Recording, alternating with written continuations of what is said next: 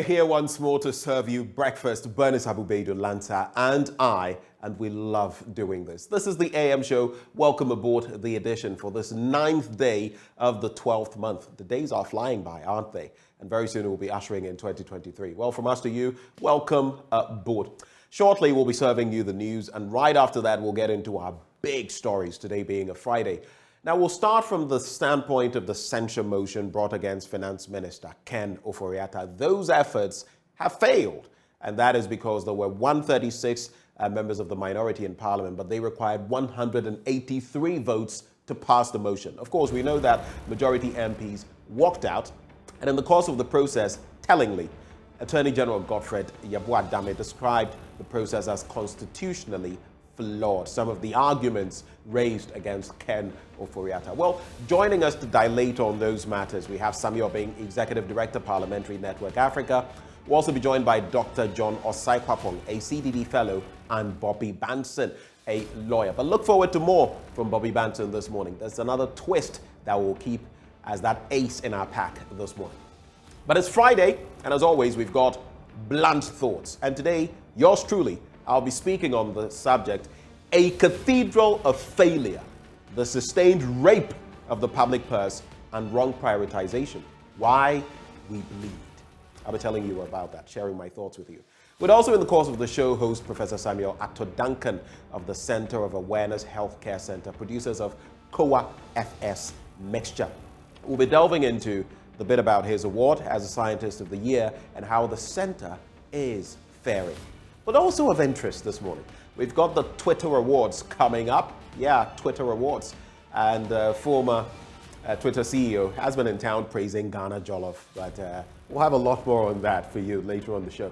As always, we'll also give you the opportunity to share your thoughts with us via our live stream. The hashtag is AM Show. And when we activate the phone lines, be sure to share your thoughts with us. Today as well, in sports, we'd be looking at that warm-up ahead of that mouth-watering clash today. Brazil versus Croatia, and later, Netherlands versus Argentina. Look forward to all of that right here on the AM Show. For now, though, let's settle for the news.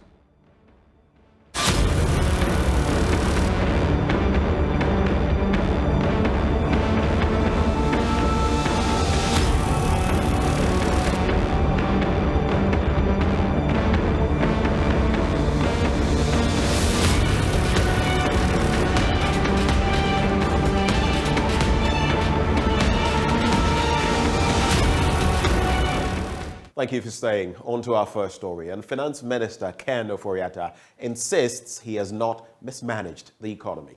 His defense comes after a motion of censure filed against him by the minority in Parliament failed. The motion failed to secure the 183 votes required to push it through. Parliamentary Affairs correspondent Kweku Asante now reports. To pass a vote of censure on the minister responsible for finance. Those in favor after the secret vote is 136. Those against, 0. Abstentions, 0. It was a day the NDC minority in Parliament hoped they were going to make history. They could not, or at least they made a statement. 136 of them, all of them in the minority, were on the floor today to vote to remove Finance Minister Ken Ofori-Atta. They could not get the support of their majority colleagues who walked out while the process was still unfolding.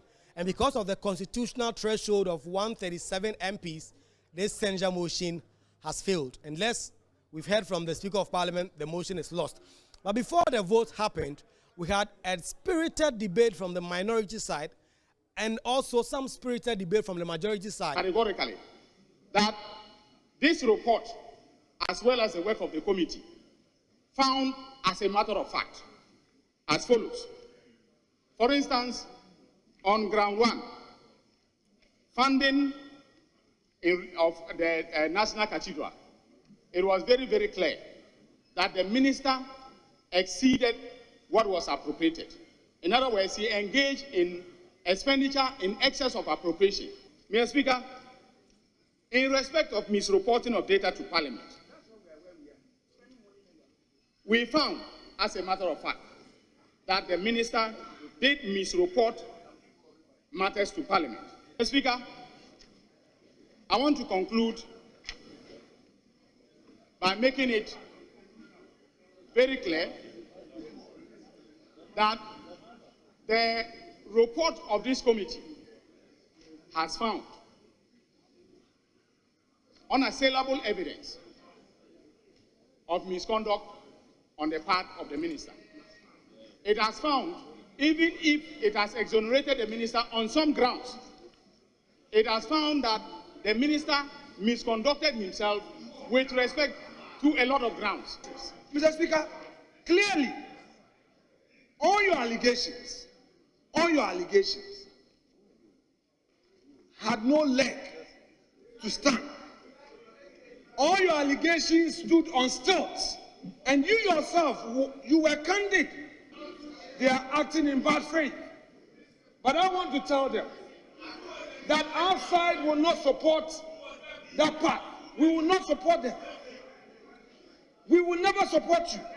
But we want to take this opportunity to tell you that what you're doing is wrong. When the debates on both sides concluded, we heard also from the Attorney General and Minister for Justice, Godfred Dame-Yeboah, who said that the process that Parliament had adopted to deal with this process were tinged with some bit of unconstitutionality. The Speaker, my observation quickly is that none of the grounds, apart from ground 4, constituted a proper subject matter for the passage of a vote of censure.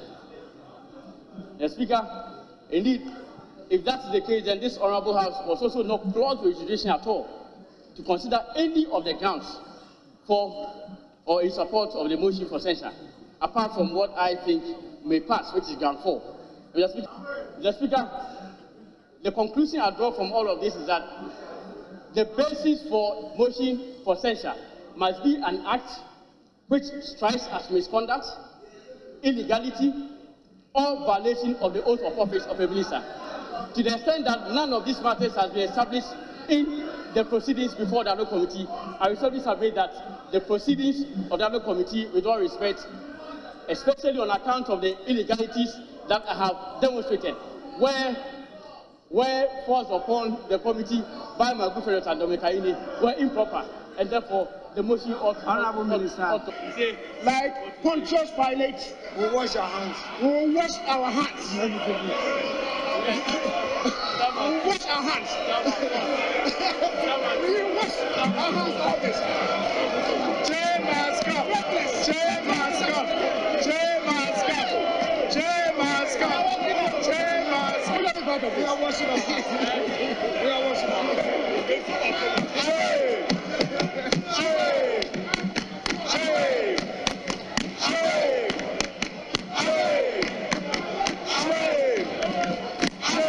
Reporting for JoyNews, Kweku Asante, Parliament House, Accra. Following. Well, he is a sharp communicator of the national opposition, the opposition National Democratic Congress. Now, after years of leading the party's Ashanti Regional Youth Wing, Broja Jemfi says it is time for him to take over the youth wing at the national level. He says he is the party's best bet to build a resilient youth wing that can help the NDC wrestle power from the NPP. Kweku Asante again reports. This is one of the contests analysts have said will be keenly and fiercely contested. The fight for NDC's National Youth Wing top job is coming down between Broja Jemfi and incumbent George Opariado. Broja Jemfi says he has what it takes to lead the NDC youth to help return to power in 2024. We have presented a very timid youth front, which is not good for us as an opposition party. The posture is not what Ghanaians want to see. Very weak. We need to change that face. A part of his activities in the limelight has been leading demonstrations, which has cast him in a battle with the police on several occasions. The police has acted in bad faith from the beginning of our engagement with them. And we think that what happened yesterday was predetermined. And if you see the actions of the police, it was very clear that they didn't want the demonstration to happen. Broja Jemfi says the topmost agenda is to build a resilient youth wing for the NDC. And if you check me, 5-point agenda for 10. One of it is to build a credible national database for the party in terms of tertiary students at Omoye NDC for. In doing that, we must develop a single national ID card for every 10 member. To say party, say ufa party card, obi ole jokuku. Now they compare obi o China paga. Just by removing the card, obi abon say way NDC card. When we do that, you better synchronize. Now every party member, including 10 members, be introduced once. He alleges a ploy to remove from the party's delegates list loyalists of his who are 10 executives. I will not do anything that will affect the image of the party. But say 10 for national youth election, embassy must have a database. The party must have a database. He has already gotten support from some party bigwigs, including MPs, and will be counting on them when the delegates go to the polls. For JoyNews, Kweku Asante. Now, President Akufo-Addo on Thursday commissioned a new dry bulk terminal in the Atlantic Terminal Services multipurpose container terminal, as well as the Prime Meridian Dock Company's floating dry dock at the Takoradi Harbour in the Western region. The president also cut the sod for work to commence on the construction of a $98 million modern oil and gas services terminal as part of the strategic development of the Port of Takoradi to service the emerging petroleum hub and accommodate oil and gas service providers, fabrication companies, exploration companies, and their suppliers for supply-based activities. These conventions will enhance cargo handling capacity, maintenance and repair of ships, and also meet the demands of the riggers of the oil and gas services sector within the Takoradi Port Enclave. Ladies and gentlemen, since the commencement of operations of the Port of Takoradi in 1928, in the era of the most far-sighted of colonial governors, Sir Frederick Gordon Gettysburg, it has gone through many phases of development to put it in a position to meet the growing maritime trade and oil and gas services sector. Its expansion and transformation have an overarching objective of expanding the Ghanaian economy while boosting trade, regional and international trade. My government has never been a believer of that notion. And to demonstrate this perspective, government has worked hard to modernize the Takoradi port and diversify its reliance on export of raw materials like manganese and bauxite, which has never yielded high-value returns to the country. As part of strategies to provide value products in sustainable mining, government has put a 5 million ton limit on the quantity of manganese to be mined for export in its raw form. We also intend placing an annual volume limit on the export of raw bauxite as part of the integrated aluminum development project. I'm excited to see that the dry bulk terminal, which is being commissioned today, has been equipped with an efficient cargo handling system to facilitate accurate measurement of the various export volumes for manganese and bauxite to check compliance.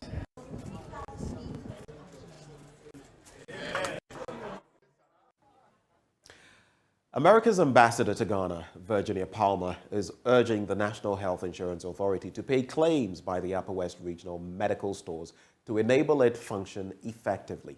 She notes this will enable the medical stores pay its suppliers and function effectively. Virginia Palmer made the statement during a day's tour of the Upper West region. Rafiq Salam reports from Wa. The American ambassador to Ghana, Virginia E. Palmer, stated that the Northern Gulf of Ghana, for that matter, the entire country, matters a lot to the United States of America, and thus explain why she embarked on the tour of the Upper West region. She said the American government is particularly concerned about security in Ghana following the surge in violent extremism in neighboring Burkina Faso. Security in Burkina Faso has made everybody more concerned about violent extremism there. And so I have long admired the government of Ghana's approach and the government of Ghana's recognition that inclusive economic growth and prosperity in the north and social cohesion is an important weapon against violent extremism. So I came to see how the United States might be helpful. And I met the regional minister and the regional security council, which was fascinating, and I appreciated being able to talk to all the people that keep all of us safe, Ghanaians and foreigners like me who live in Ghana, so the police and the fire service and the Ghanaian armed forces. Virginia Palmer also took a tour of the regional medical stores to ascertain how key interventions relating to the supply chain systems are working, given the partnership and support the government of Ghana received from U.S. aid in many respects. The regional medical stores serves as a center for the storage and efficient distribution of medicine and non-medicine logistics and equipment to all health facilities across the region to enhance the delivery of quality health services to the people. This is done through the receipt of various items from the national level and sometimes and regional level procurements to stock the stores for distribution to facilities. The Upper West region has 306 health facilities comprising an ultra-modern regional hospital, 9 district hospitals, 4 polyclinics, 72 health centers, and over 200 CHIPS compounds. Delay in reimbursing claims from the National Health Insurance Authority, according to Virginia Palmer, is a key challenge they are facing. Well, this facility is beautifully run, as you can tell, and we support the facility with some COVID kind of system strengthening things like refrigerators and freezers and the vaccines themselves, but also basic drugs for malaria, TB, HIV, and then basic medicines. So I think the biggest challenge, I understand, is the payment of arrears, which are the payment lag is larger in areas that are far away from Accra. Well, from there, Executive Director of the Ghana Blind Union, Dr. Peter Obeng Asamoah, is asking parents of visually impaired children not to hide them in their homes because of the high cost of learning materials for visually impaired persons. Dr. Obeng has been speaking at a sensitization seminar in Wa. We bring you another report by Rafiq Salam. Blind Union, in partnership with Visio Ghana, seeks to sensitize stakeholders on the challenges that parents with visually impaired children go through to take care of them. The seminar, which is a sequel to an earlier one held in 2020, simple put, is about the welfare of visually impaired children aged between 0 and 15 years.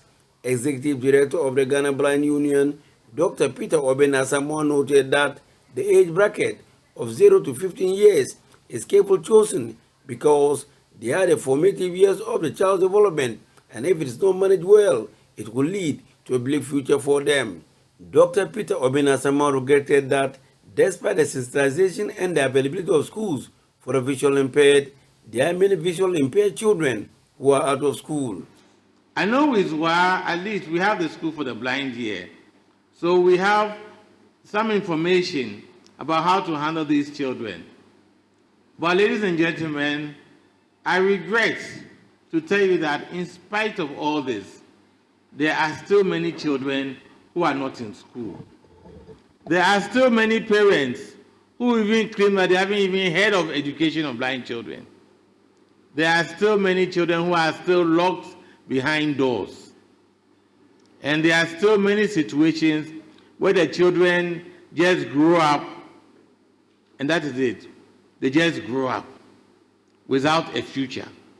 He considered that the cost of learning materials for the visually impaired is very costly, but that should not deter parents of visually impaired children from taking them to school. Materials for blind persons are very expensive all the time, and they have always been so. For example, if I take a Perkins Braille, a Perkins Braille, which is writing equipment, cost you about 12,000 Ghana cedis. Not the typewriter. Yes, it costs about 12,000. You know, now if I take a writing frame, the writing frame will cost about 160 Ghana cedis. So if you look at the cost of, let's say, the writing frame, 160 Ghana cedis, and you compare that to the cost of a pen or a pencil and an exercise book, you see that the education of the blind child is very expensive. But then again, that is no excuse to say that because it is expensive, so these children should be denied this thing, education. I believe it is government's responsibility to ensure that all children, whether they are blind or not, get proper education. I know these things are expensive, but it's not about cost. Well, the Ghana National Association of Authors and Publishers is set to increase the price of books and stationery for schools. The increment will affect bookshops, basic schools, junior and pre-tertiary institutions, and the GNAAP named the current exchange rates, inflationary payment terms, interest rates as factors accounting for the increment. Are worsened by today's economic circumstances of the country, herein referred to as exchange rate, payment terms, inflation, interest rate, fuel prices, utilities, and the discounts we have for schools. Taking the items one after the other, we wish to state that over the past year, with regards to exchange rate, the exchange rate of the cedi to the dollar has risen from 5.80 to 15 cedis and still continues to rise. For example, goods that we needed $62,000 to produce last year alone, compared with this year, is double the amount that we use. So in effect, per exchange rate, we need a capital investment of the same amount that we invested last year. The effect will be that books, the availability of books will not be forthcoming. And secondly, if the books are there, parents should expect and schools should expect high prices of goods. Now, in the book industry, we have got a policy from the Florence Agreement by UNESCO that any educational material that passes through the port should be duty-free. Now, all that we pay currently has been put under port charges. And here, the port charges we paid last year compared to this year is double the amount. Now, to offset, last year, to offset one 20 feet or 20-feet container required about 40,000 Ghana cedis. This very year, that same consignment requires 82,000 to 1.2 old currency billion cedis.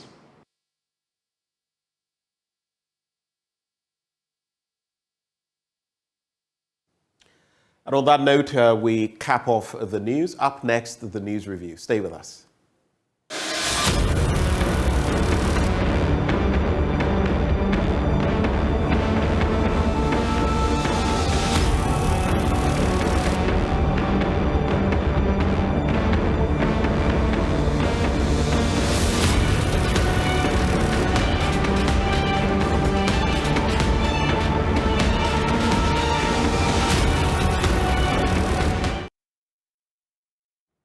It's a Friday, time now for us to get into the news review. We have a stack of papers here, maybe not some of those you're so accustomed to, some new ones making an entry as well, but we'll dilate on all of them, share our thoughts, and shortly I'll be joined by a colleague as we go through the papers. But let's start from the very start, maybe by inviting all of you to share your thoughts with me in respect of yesterday's motion of censure and what we saw. First time at least in this first republic, and as I recall in our history, that we had such an enterprise coming to bear.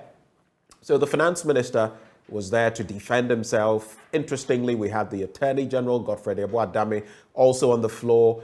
We heard from the Deputy Majority Leader, the Majority Leader. We heard from the likes of Isaac Adongo. We heard from the Minority Leader, Haruna Idrisu. All of them sharing their thoughts. In the end, the number of 183 votes which were required, 2/3 of Parliament, were not found because the majority walked out and there was going to be a secret vote. That was interesting for me as a student of politics because I knew that if that happened, what happened when the speaker was being elected could happen again. And we saw for ourselves, all 136 members of the minority voted in favor of the motion, but of course they did not have the numbers and it failed. What do you make of it? What is your thinking? For me, I think I'll keep my cards in my pocket for now, but I think it is some enterprise that at least adds to the color of our democracy. Before I get into the first paper though, maybe I should shoot that question to Samuel Kojo Brace, my partner in good things, not crime. Sam, a very good morning to you. Good morning, Ben. How are you? I am well. How about you? I'm well. I'm well. I see you are, doing your usual. And today you are not in the studio. Open yourself flexing akra. You want to flex yourself. No. I am somewhere in the western region called Bordia. Now, Bordia is after Bogoso on the way to Asankragwa. So that's where I am now. I'm going to move from here to a place called Hiawa. I see. Then I'll drive from Hiawa to Asankragwa. Let me ask you, Kojo, let me be mischievous. You seem to have some affinity for mining communities. What is it with you and mining communities?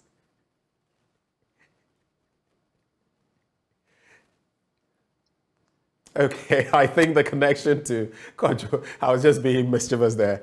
My colleague Samuel Kojo Brace. We'll try to reconnect with him from the western region, Bordia, close to Bogoso, like he made mention of. But let me start getting into the Republic Press, because what I was talking about is the banner headline here. I am innocent, Oforiatta asserts. There's also spend wisely this holiday season as government may struggle to pay salaries in 2023. Dr. Saad Idrisu says so. I'll be highlighting that story.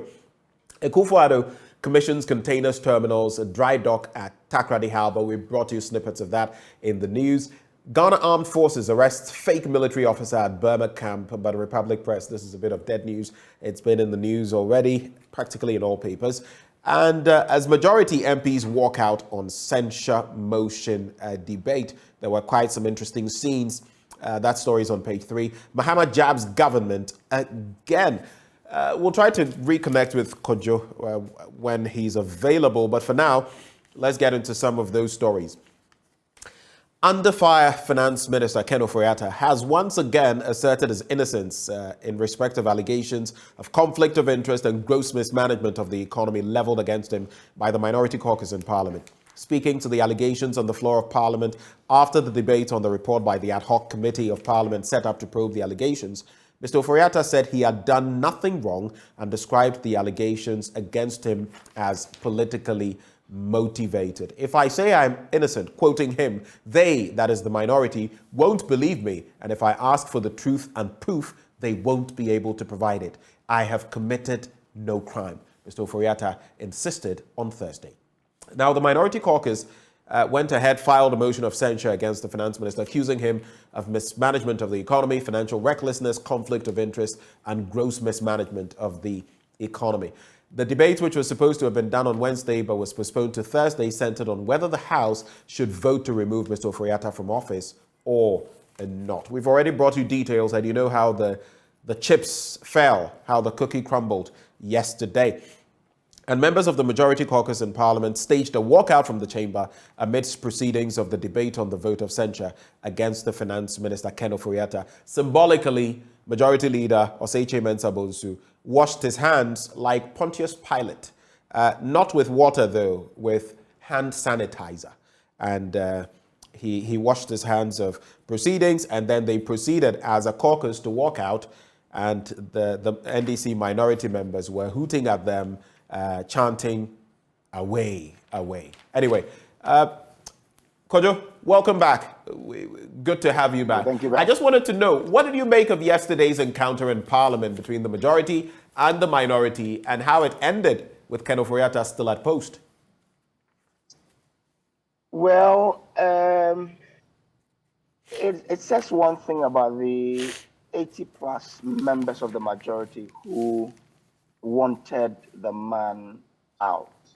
The censure motion gave them the platform and the opportunity to have looked through or followed through with their aim of getting him ousted. But again, you would also want to say that, well, the party was able to whip them in line to follow the party procedure or follow the party position to be that, okay, we don't want to get him out through a censure motion.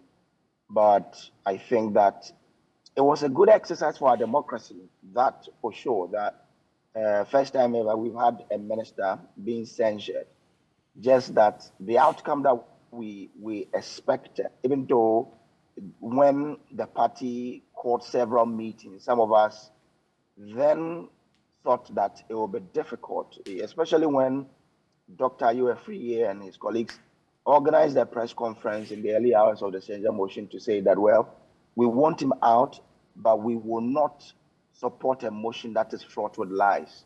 They are talking about it, so they were talking about the censure motion. So the outcome was expected, but we were thinking that a miracle could happen and then they could support the minority, or you could have some of them support. But the reason why it happened so was the majority walking out. I mean, if they had not walked out and it had gone to a secret voting, possibly you could have some of the majority members voting for the motion, but then because of the walkout, you couldn't have betrayed your side to sit in the house, you would have left. So it was an expected outcome when they walked out, but it's a good exercise for our democracy. A good experiment as far as our democracy is concerned, but it sets a precedent which, well, we wouldn't want to see this often, but could happen. Of course, It all deepens our democracy. But there's also the story in Republic Press of Mahama jabbing government again, and the former president has taken advantage of current happenings, according to the story, in the country to occasionally ridicule the Akufo-Addo-led administration for its role in the ongoing economic challenges. In his latest treatise, the former president said Ghana was currently experiencing the harshest moment under the Fourth Republic. He recalled the alleged brutalities that characterized the 2020 elections, saying that events in the last elections were the first to have occurred under the current dispensation. Quoting him, he says, 2 years ago, for the first time in the history of our country, a president and government unleashed armed men who brutally killed 8 innocent Ghanaians, including a child, during voting and results collation. In the last 6 years, Ghanaians have witnessed a reckless government that has taken a wrecking ball to our economy, leaving it in a very sorry state, rivaling some of the worst economies in the world. He continues to talk about the worst state of our country today than at any time in the history of the Fourth Republic. He talks about corruption, hardship, economic, financial policies, hungry and angry people, loss of investments, no credible reforms. I mean, these are things that people have been talking about, but especially coming from the former president. What do you make of it? Well, Ben, from where the economy is now, you would want to agree with him that recklessness has played a role in where we are.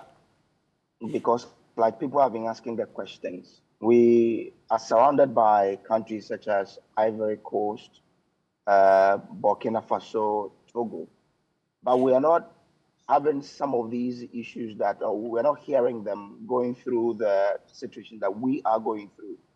So you ask yourself, aside the external factors, what other factors have contributed to our woes, and they are probably, happy times? The only answer could be the recklessness, the recklessness in quote of government. So he being a former president, he's been there before. You remember that in 2016, he said that, well, you cannot criticize me a lot because you've not been president before. Yeah. So now he has been a former president. He's seen it all. He knows what it is. He knows the sort of decisions that a government would take to take you into the period we're in now, or let your people have happy moments. So, yes, he is saying possibly what could have caused us or brought us to where we are. And it is his right. He is a former president, so he has to have a say. And again, his line of statement is also premised or influenced by the fact that this is a man who wants to win the presidency again. He's seen an advantage of the current government in quote messing up things. So he's taking advantage of it to push his own agenda out there. And unfortunately or fortunately, whatever he says is the realities of a lot of people today. Many people, for yesterday when I was speaking to some people, they said, well, the economy is good for them. But majority of the people in Ghana are complaining of harsher times. So when the former president is talking about the fact that, well, your recklessness has pushed us to where we are, a lot of Ghanaians will agree. Then you have some Ghanaians also asking, okay, what would you have done differently if it was your time? But again, it is not his time, so you cannot really compare the two. So I mean, he is a former president who knows, and that's why he's saying what he's saying. When it comes to brutalization of people during the elections, I wonder why we've not been able to conduct an independent investigation into this, to come to a conclusion to understand what led to the death of these people. Is it true that the brutalities led to it, and what influenced the brutality? So I would want to hear more of solutions to especially electoral brutalities, because we are two years away from an electionary period. So the former president should possibly help us to get some solutions to this. We don't want to have what happened in 2020 again. What role, pardon the interjection, but what role do you think the Electoral Commission plays in all of this in terms of finding solutions to such a menace moving forward? Well, I think pure openness from the Electoral Commission. All of these come about when people are not satisfied with the outcomes of what we do. I thought that we had come a long way to have very, now the ballot box is clear, is open, it's not opaque again, so you can transparent, so you can see through it.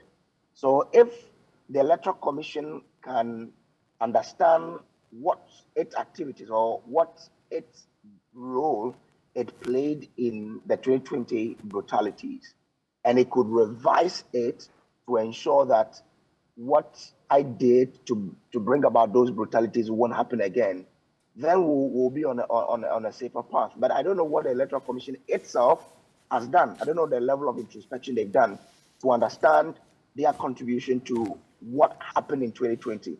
The Electoral Commission to do an introspection of itself, to understand which of its activities results in people being displeased with the whole process.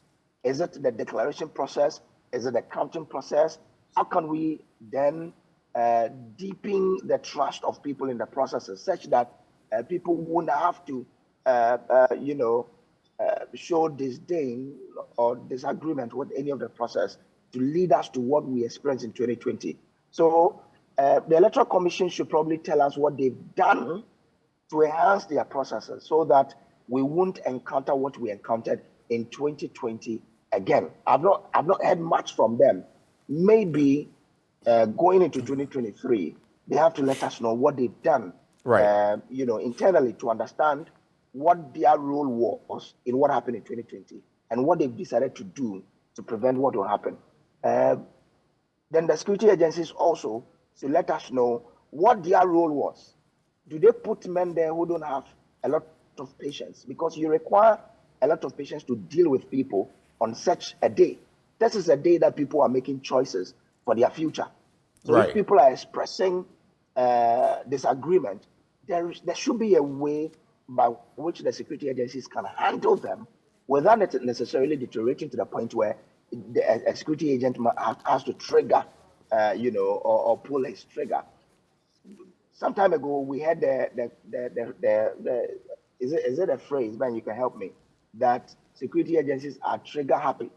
Yes. Maybe we should get them, we should train them in that area where they shouldn't always reach out for the gun, and they should use other means, because when issues come, we have to use the mouth to talk about them, and when we do, it is settled amicably. Right. So maybe that's something that the security agencies should also do, Ben. Well, tell me what you think about this, because this is a major matter of interest for all of us, especially young people. Spend wisely this holiday season, as government may struggle to pay salaries in 2023. Now, an economist, Dr. Saad Idrisu, is cautioning Ghanaians not to engage in unnecessary spending during this Christmas and New Year festive seasons. Dr. Saad made this comment in a press release on Thursday, December 8, 2022. According to him, government may soon start struggling to pay salaries, considering the level of financial difficulties the country is going through due to the reckless overborrowing and mismanagement by the Finance Minister, Ken Ofori-Atta, and the Economic Management team. I'm therefore cautioning you to be mindful of your spending this Christmas and New Year season. Do not be a spendthrift during the holidays, as times may become harder next year, Dr. Idrisu said. Now, quoting him, he also says, the government's hope is on the $3 billion International Monetary Fund loan facility, which doesn't seem feasible at the moment until the government debt restructuring program can bring down the country's debt to GDP ratio to the range of 25 to 55%. Currently, the total public debt of the country is more than 460 billion cedis and more than 76% debt to GDP ratio. So for him, it's a gloomy picture. And I might add, interestingly, I think Ben Arthur of the Fair Wages and Salaries Commission, if I got that correct, he was speaking recently and made mention of the fact, something we've known though, that 50%, about 50% of government's revenue goes into the payment of salaries, the public sector. So you look at all of that, and it could be problematic for us, couldn't it, Kojo? Well, Ben, yesterday when I saw this article, I was like, whoa, the man is speaking some truism there. And they say that coming events cast their own shadow. So if you look at what is happening this year, then it means you have to prepare for next year. How do you prepare for next year? You should, cut down how you spend during Christmas. Maybe past Christmas, we have things quite rosy, so we enjoyed. But this year, I would have to agree with him. You'd have to check how you spend. If moving out wouldn't be necessary or is not very important, leave it, stay indoors. Because we don't know how next year will be like. If you look at how the debt exchange program has been put out there, you ask yourself, next year there won't be any interest payment. Why? Because government sees that revenue is going to be a challenge. If revenue is going to be a challenge, salaries will be affected in a way. So it's important what you have this year. You don't go about spending it the way you would have some previous years ago or some years ago.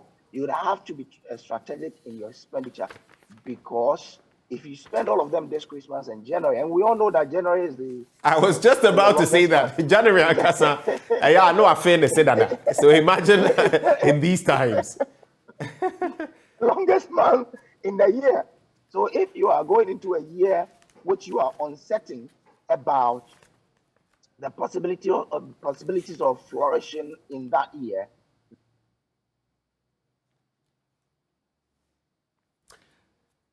oh, unfortunate. We seem to be losing the connection to Kojo once more. We'll try to get him back. He'll stay with us to the end. And we were just talking about what Dr. Saad Idrisu was saying, that we shouldn't be spendthrifts, especially at the tail end of the year, because next year, from what he sees as an economist, is going to be much harder. And we should brace ourselves. So no reckless spending. Yeah. Especially if you are one of those who say government has overborrowed and has been reckless, you can be financially prudent in your own house, in your own pocket. Don't overspend. But let's get into the Find a newspaper now. President Akufo-Addo commissions container terminals dry dock at Takoradi Harbour. It's a story we've taken a look at. Minority censure motion against Ofori-Atta fails. Government to launch economic enclave project today. It will generate over 500 million Ghana cedis annually. It's a story I'll look at. Another story I'll be looking at, JoyNews Commission's tracking center to monitor excavators and all other mining equipment. Let me start from page 4 of that newspaper. And it says, the Economic Enclave project under the Ghana Cares program is projected to generate over 500 million Ghana cedis per annum for private sector actors participating across a minimum of over 10,000 acre enclave establishments across at least 7 regions of the country. It targets to reduce rice imports by 15%. It is also expected to, the EEP is open to agricultural landowners with at least 1,000 acres of land, private value chain actors of priority commodities, namely rice, tomato, maize, soya, vegetables, and poultry, and the youth. The objective is to remarkably expand Ghana's productive capacity in rice, tomato, maize, soya, vegetables, and poultry. Now, the EEP complements existing government agriculture initiatives such as planting for food and jobs and rearing for food and jobs as a targeted effort to assist the private sector to engage in commercial agriculture.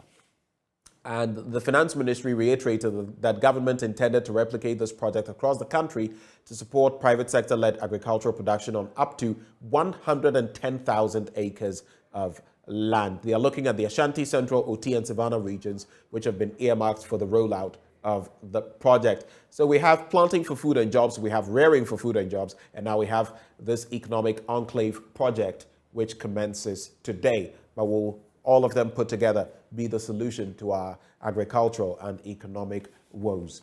Let's turn to page 8 now as we await Kojo to rejoin the conversation. So JoyNews Commission's Tracking Center, I'm reading this because of the issues we've had to do with galamsey and excavators and all of that. Now, the Minister for Lands and Natural Resources, Samuel Abu-Jinapor, has commissioned a network center at the Minerals Commission to monitor and track earth-moving and mining equipment, including excavators and vehicles used in the transportation of explosives. The center, which was built by the Minerals Commission in partnership with the George Parr Grant University of Mines and Technology, that is UMAT, provides real-time information on the movement and activities of excavators and explosive vehicles. In 2020, if you'd recall, government promulgated the Minerals and Mining, that is Minerals Option Tracking of Earth Moving and Mining Equipment Regulations 2020, that is LI 2404, to provide for the registration and tracking of earth moving and mining equipment used in mineral operations. Kojo, I see you now. I see you've joined the connection once more, especially on this issue. I know you are very passionate about galamsey-related matters. What do you make of it?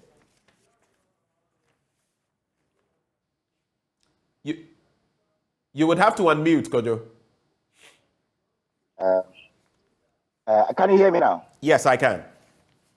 Okay. So I was at this tracking center some time ago where we were taking through how it will operate.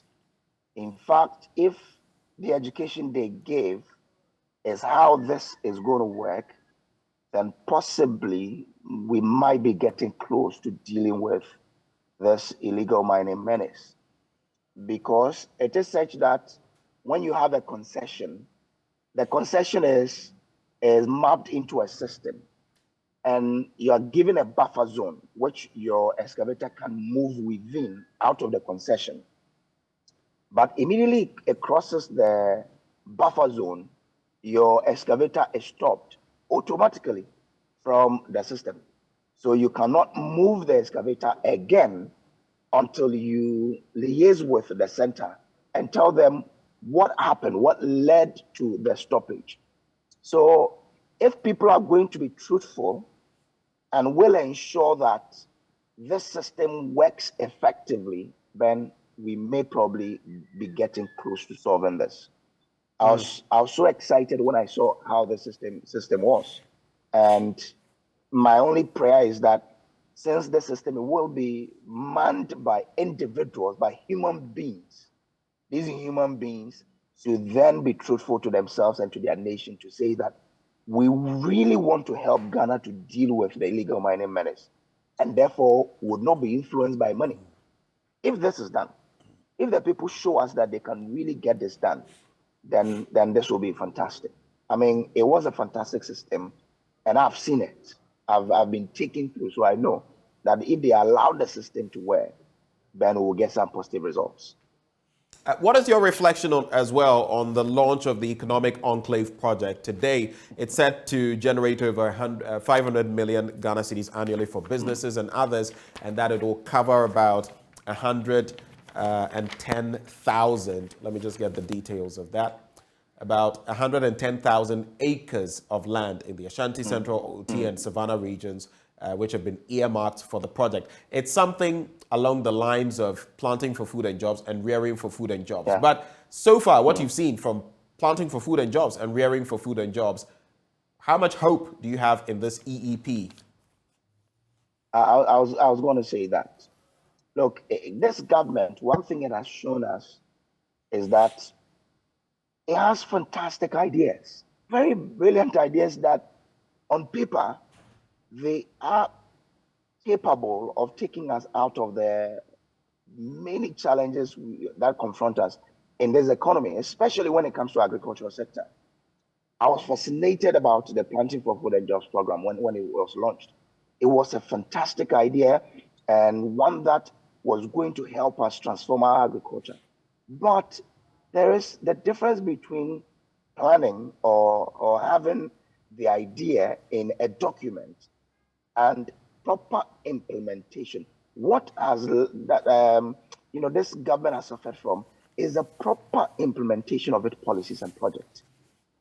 This one is an incredible project on paper, but if you look at how the Planting for Food and Jobs, especially, has been implemented, I doubt the feasibility of this helping us, transform our agriculture. In fact, ask yourself for the Planting for Food and Jobs, for the first 2-3 years, that really gave us some joy. After that, what has happened? We have not seen much about it. If you speak to the farmers, they will tell you the sort of challenges, fertilizer suppliers going through huge challenges and threatening not to supply again, seedling suppliers not being paid and threatening not to supply again, farmers complaining of being left out. I mean, look, on paper, it is good. When I hear some of these projects, I get excited. But because of how we've implemented the Planting for Food and Jobs, I doubt the potential of these projects to help us deal with the challenges in our agricultural sector and by extension in the economy. Fantastic ideas, fantastic projects, but how are we implementing them? When we implement projects in agriculture, for example, right, without trusting the professionals to do their job, and we rather want to trust politicians, political figures to do the implementation, we will always not achieve the results that we desire. Leave the MOFA directors, the district agric officers, to do the implementation professionally. Right. Give them the target.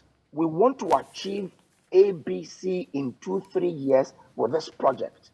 We want you to implement it this way. And do not control them from the office of the minister. The minister is a political figure. Can we, for once, trust these professionals to implement this project the way they understand it, for us to achieve the desired results? But if we have a minister who would want to do everything by himself, who would want to have a say in everything, look, even though this is a fantastic idea, we would never reap the benefit that we desire from this. So I hope the minister will take a cue from how the Planting for Food and Jobs has not really lived up to its potential. I can't say it has failed because it has achieved something, but is that what we desired? So the minister should take a cue and make sure that the implementation of this new project will be devoid of political interferences for us to achieve the desired results. Else, it will just be a fantastic idea on paper, but in reality, it will be one of those failed things. Right. Let's take a look at the Daily Guide newspaper. Atuesian case judge did not accuse... I thought you let us talk about Takrady Court, but anyway. Takrady what? I was at the event yesterday, and if you hear the number of jobs it will create if only we would live up to it, then look, would have the Takoradi economy will be boosted really. Ebestek, which owns Takotel, is estimating to create over 15,000 jobs. These are huge for the Takoradi economy and for the people of.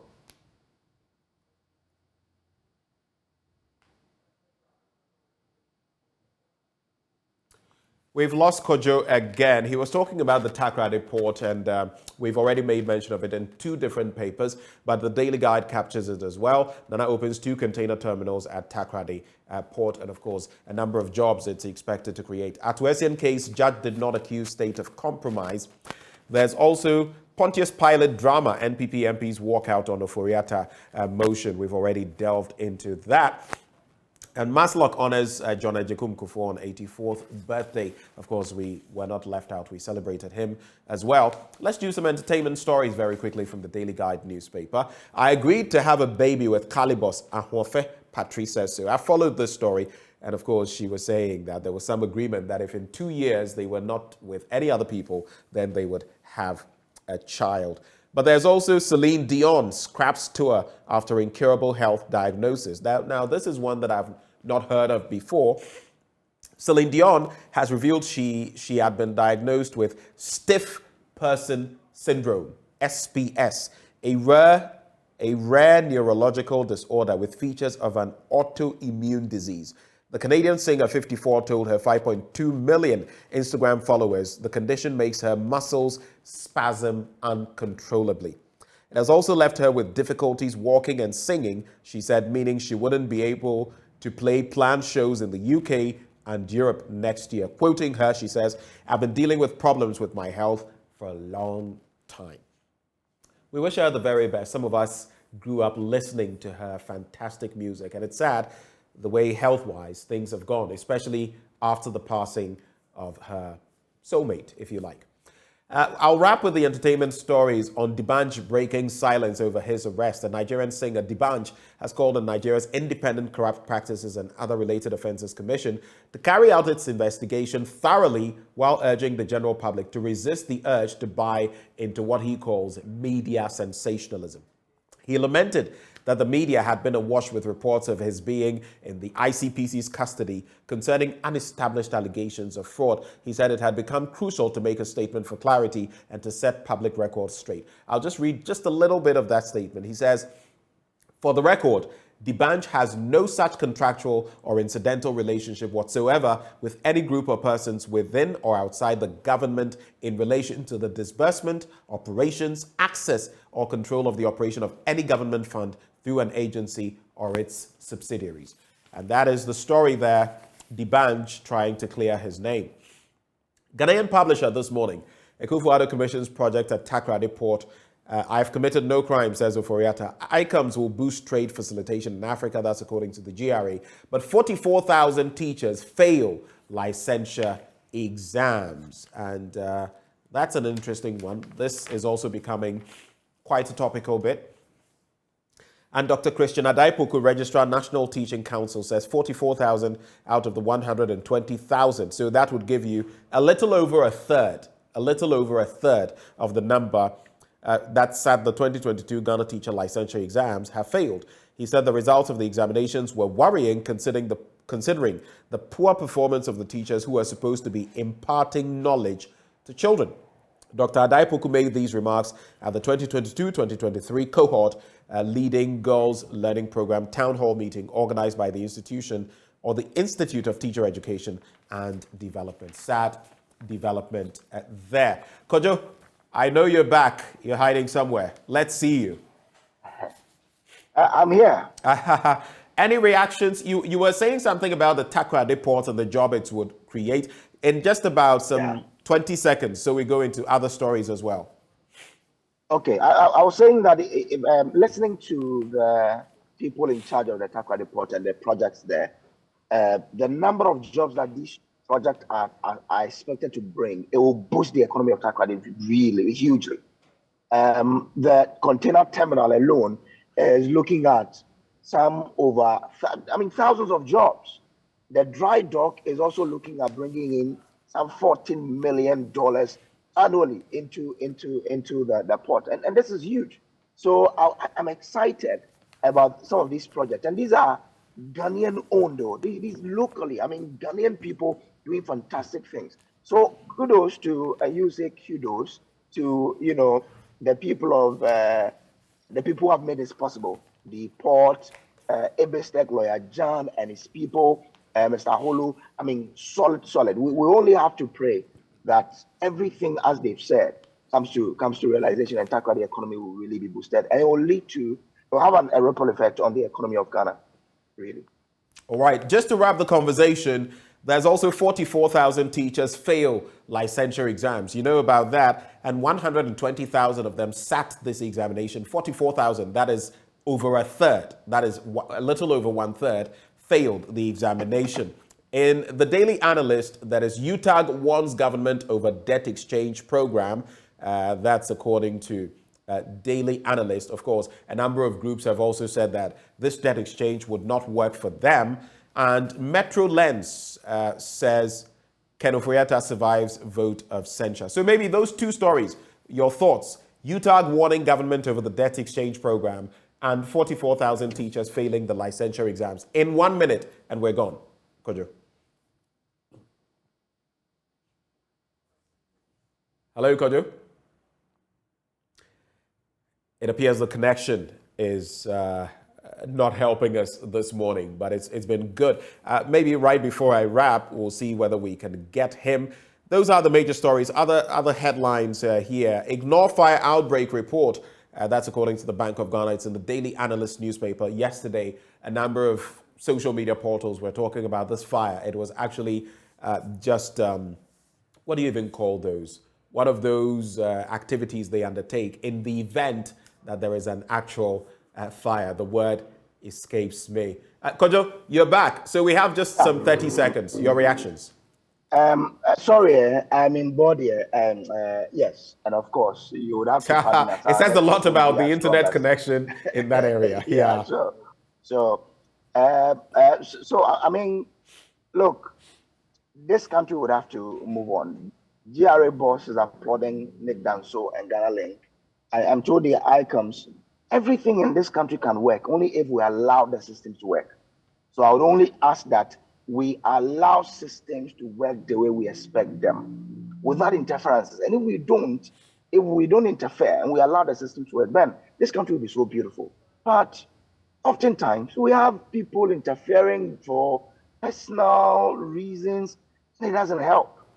So we should put Ghana first. We should love Ghana and ensure Ghana develops. We'll do fine. I love the way you've ended. Love Ghana. Puts Ghana first. If all of us were to do that, both followers and leaders, I'm sure our country would be better. Kojo, thank you so much for joining us all the way from the Western region. Yeah. And we wish you the very best. Bring us some exciting stories, okay? Well, thank you, Ben, for having me. All right, that is my colleague, my partner in doing good things, Samuel Kojo Brace, who joined me for the news review. Well, up next, we're serving you sports. And like I said, mouth-watering action awaiting all of us in Qatar. Yes, they've had their problems about that person who died, and so many reactions from the press and reactions from the Qatari organizers of the event. But we're looking forward to Brazil clashing with Croatia. How is that going to go? More in sports up next. Do stay.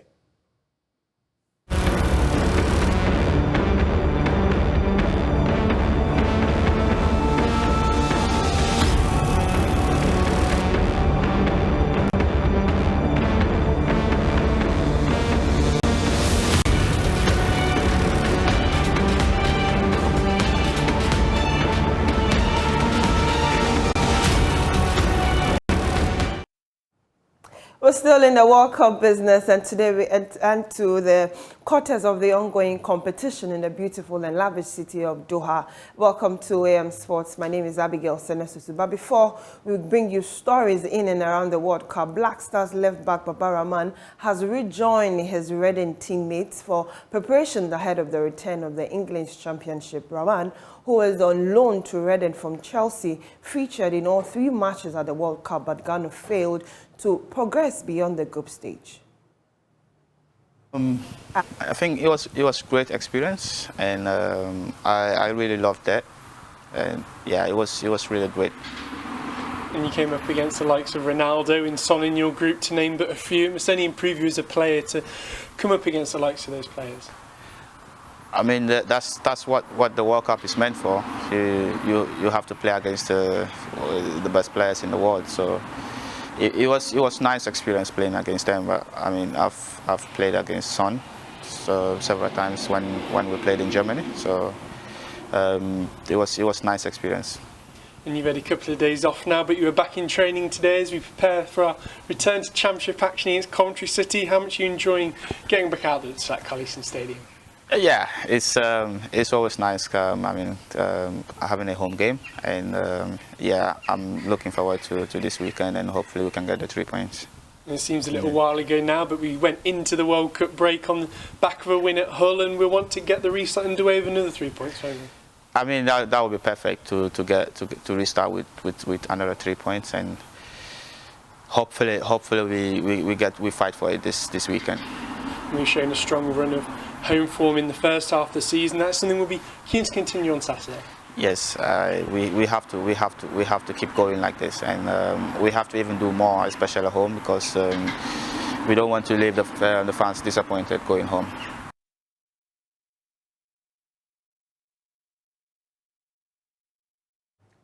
Now we head straight to Qatar because the 2022 FIFA World Cup quarter-final stage begins today.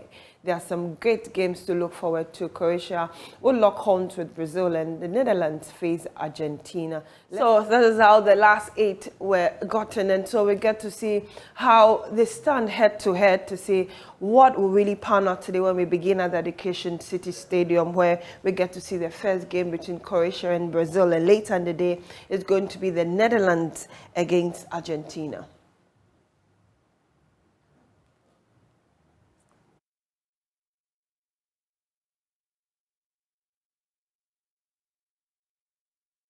Okay, so for Netherlands against Argentina head-to-head, Netherlands have won 4 times that they have met, with Argentina winning just 3, drawing twice, and the Netherlands have scored 13 goals as against 6 goals by Argentina.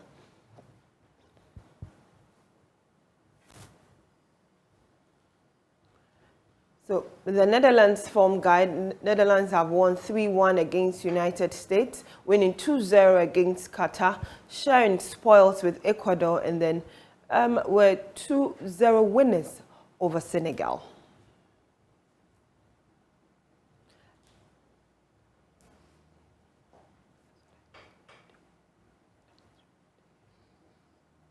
So this is the form guide for Argentina. They have also won 2-1 against Australia, winning 2-0 over Poland, beating Mexico 2-0, and then losing historically to Saudi Arabia 2-1.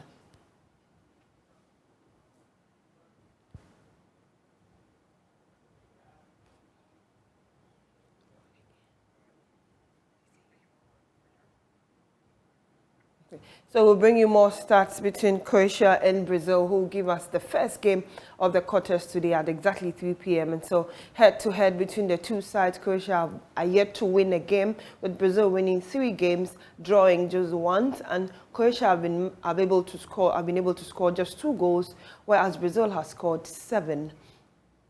Okay. So there's a little match history between the two.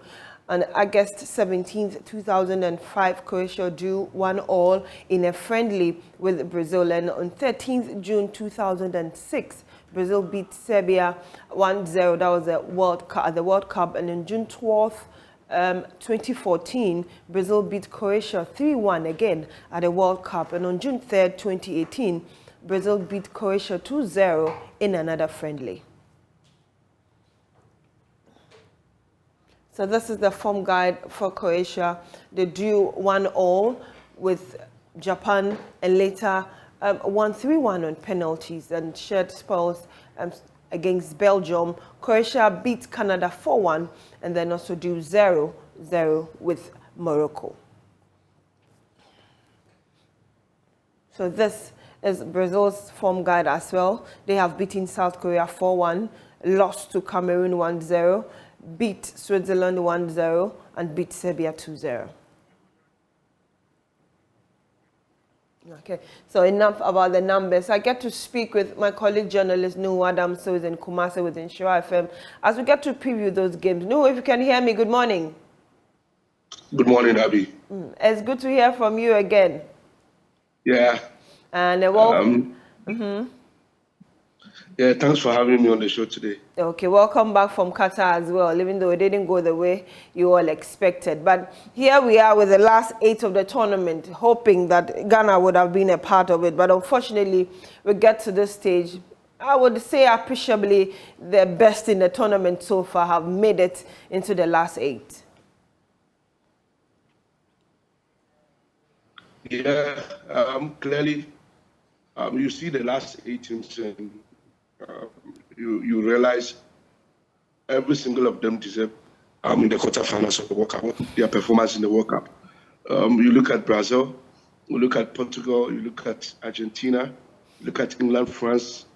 The only surprise package could probably be Morocco, but if you've been following them, you wouldn't be much surprised about how they've come this far to be able to reach the quarterfinals of the World Cup. So I think all 8 teams deserve to be there. Croatia were finalists in the last edition in 2018 in Russia. So having them in the last 8 means they deserve to be there. They still have a crop of talented individuals who are capable of matching every single team in this world. So I think all the 8 teams deserve to be there. And we are in for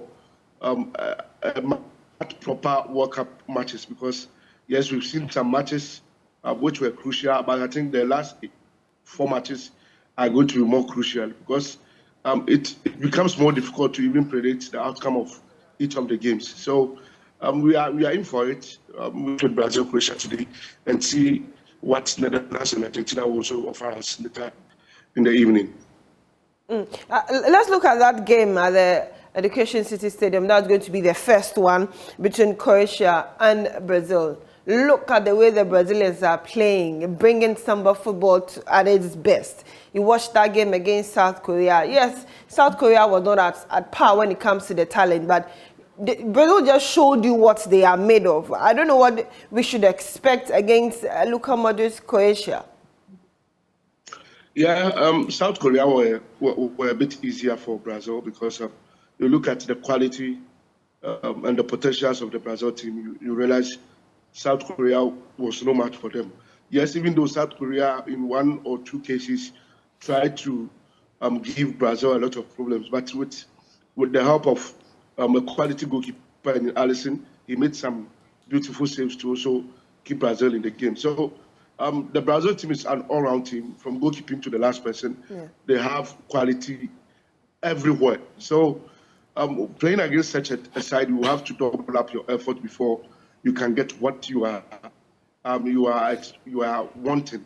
So against Croatia, as you read the records, Croatia have never beaten Brazil in any competition or in any of the matches they've played before.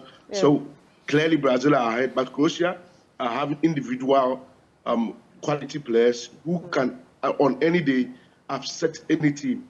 They were finalists in the last edition, sure. And on route to the final of that tournament, beat countries like Argentina. So they have that courage and believe that if they want to get to the finals again, they'll have to overcome countries like Brazil. But, you know, the Brazil quality is just too much that even if they decide to replace certain players in the first 11, the players who are coming to replace the ones we know are also of the same quality. So I would say Brazil have the edge, and I think Brazil will win this one. It's not going to be easy like they had it against South Korea, but I think Brazil will so through, whatever be the case. Yes, Croatia can force the game to extra time and all that, but still Brazil will prevail at the end of everything. Okay. Before you touch on that Netherlands-Argentina game, if there's one thing Cameroon showed us before going home, is that Brazil is beatable. Well, I don't want to use that as a yardstick because I was at the stadium, and you see, when Brazil are serious about their games, you get to see it. Before that game, Brazil had already qualified. They changed the entire team. They played with their second string side. Yes, even though the second string side looked more solid and more stronger than some of the teams in the World Cup. But you see, the mentality, the attitude was different from Brazil playing for a point or Brazil playing for a win to qualify. So, yes, Cameroon won, which we will give them the credit. But I wouldn't use that game as a yardstick. It's more like when they played against the Black Stars in the second half, where people thought Black Stars played well, that's why Brazil couldn't score again. But in their game against South Korea, you realized after scoring 4 goals in the first half, they decided to come to the second half and manage the game. So you wouldn't say they were poor in the second half, but it was just that the game was done in the first half. So I can't use the Cameroon win over Brazil as a yardstick, but Brazil team is beatable by Croatia. Croatia have what it takes to beat countries like Brazil. They were finalists in the last World Cup. We shouldn't forget that. And such a team can beat any side in the World Cup. But you compare the teams today and you realize Brazil are of more quality and Brazil are on top of their game. And I think they are clearly favourite on paper. And on the field too, they will show that. Okay, let's briefly touch on that Netherlands and Argentina game. I don't know what you make of that one as well. Yeah, that game is going to be very crucial. You know, it's a game full of memories. I remember Angel Di Maria once worked with Louis van Gaal at Manchester United, and he described him as the worst manager he has ever worked with. So Louis van Gaal have those memories in mind going into the game or try to prove a point. You know, Argentina lost their first game. But I think it was a blessing in disguise for them. They changed their attitude, they changed everything, and here they are in the quarterfinals. You look at how Lionel Messi is driving this team. If he gets another day, it means we are going to have an Argentina that will be very difficult for Netherlands to beat. I think it's going to be very tough, but I think Argentina clearly are favorites for this one. I would want them to advance. But Netherlands will not come easy. Netherlands have every single quality to match every top side in the World Cup. And this is Louis van Gaal. We will remember him, what he did at the World Cup in 2014. He came with virtually some unknown players, some inexperienced players, but yet he was able to get to the semi-final. So you can't write off Netherlands entirely. But I think Argentina, looking at how they've been able to gain confidence and how they are turning results. I think this one, too, we are going to see Lionel Messi in action, having a good day, and then making sure he steers Argentina to the semi-finals. Okay. Thank you very much for joining us this morning. We are grateful for that analysis into these games coming up later today. And so at 3 p.m. we'll bring Croatia will take on Brazil. And then later in the evening at 7 p.m. is going to be Netherlands against Argentina. If you can join us on Joy Prime, we'll bring you that game later on. My name is Abigail Sanasosu. Thank you very much for joining us this morning.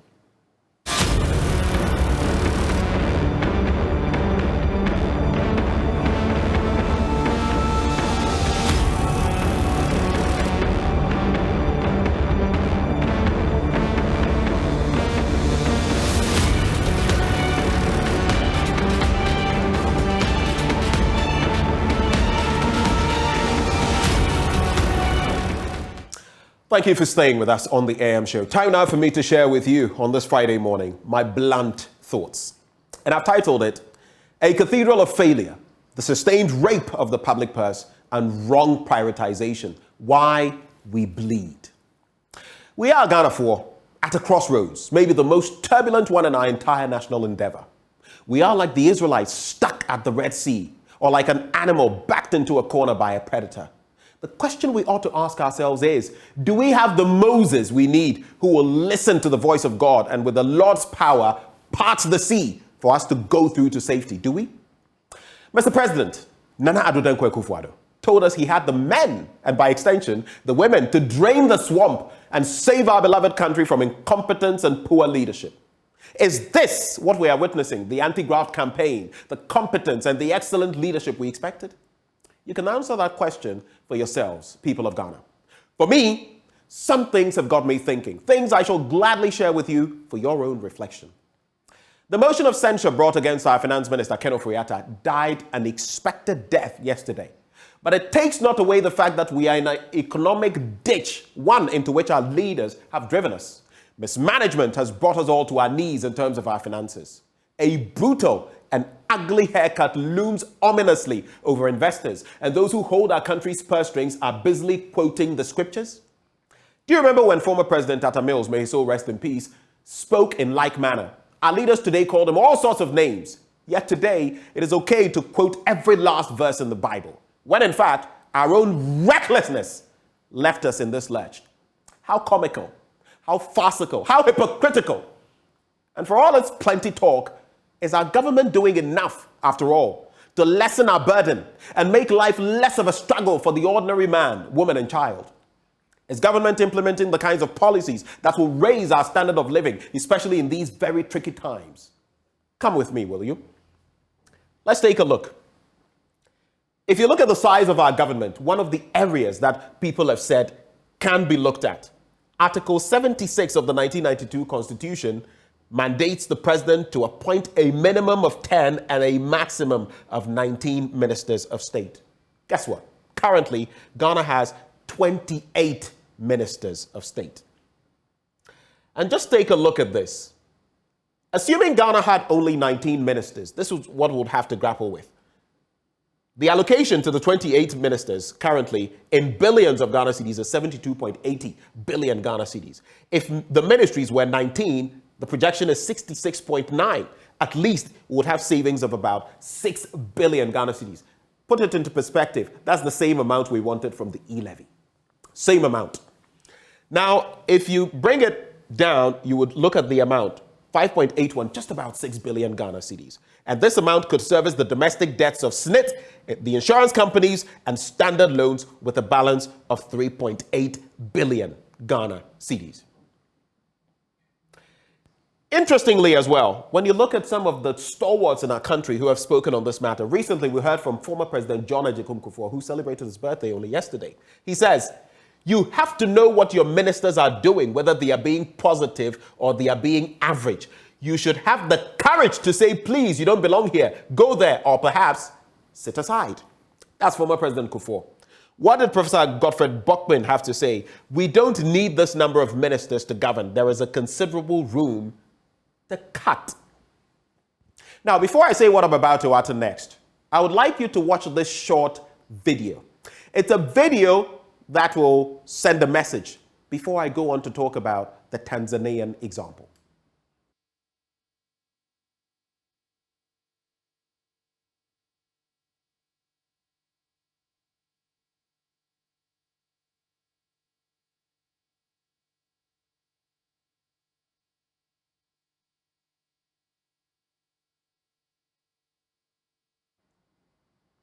What you just saw there is the Ajirigano Adma School. That is what the school looks like. I ask, what independence are we going to celebrate come March the 6th? The same overdependence on donor support, on unbridled imports, on the largesse of others when we are more than capable of creating our own? Even worse now, we desperately need an IMF program. That independence, if I had my way, we would scrap that Independence Day celebration for a long time. We have absolutely no business even discoursing on independence in our self-inflicted, extremely dependent state. No business at all. But having looked at what the Tanzanians are doing with their money, let us reflect deeply on what we are doing with ours, taxpayers' money. I want you to take a look at this. Look at the Tanzanians. In recent times, they have cancelled Independence Day. And guess what? 445,000 American dollars were allocated for the country's 61st Independence Day event. And this will now be used to build 8 dormitories in primary schools around the country. See why I showed you that spectacle of a school right here in Ajirigano. Now, look at it. This is not the first time it has happened. In 2015, President John Magufuli, may his soul rest in peace, cancelled celebrations and diverted funds towards the building of a road in the commercial capital, Dar es Salaam. Not the first time. In 2020, he did the same and directed the budget to be used to buy medical facilities. Yet look at us. But let me go further. You see, the sum for all four of these critical areas, and I'll be painting a picture for you shortly. If you look at what we are allocating to our national cathedral, 80 million Ghana cedis for the year 2023. Let's take a look at what that means, basically.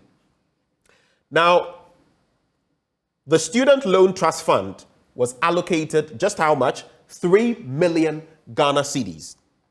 When you look at how much was allocated to Plastic Waste Recycling Fund, 2.4 million Ghana cedis. The Green Ghana project was allocated just 2.5 million Ghana cedis. And water and sanitation projects were allocated 74.48 million Ghana cedis. Here's a breakdown. When you look at our national cathedral, we allotted 25 million Ghana cedis to it as a seed amount, seed money. The expenditure in 2021 was 142.76 million. In 2023, we are looking at an extra 80 million Ghana cedis. The total, 247.76 million. If you look at it critically, it means that when you put together these four, you would get something around 83 or so million Ghana cedis. Yet we are willing to expend this on a national cathedral. And it doesn't end there. There are legal issues that have cropped up as far as our national cathedral is concerned. Waterstone Realty Limited has sued the Lands Commission for demolition of a two-story multipurpose building previously located at the current location of the National Cathedral project. And we saw this coming. But how much are they asking for?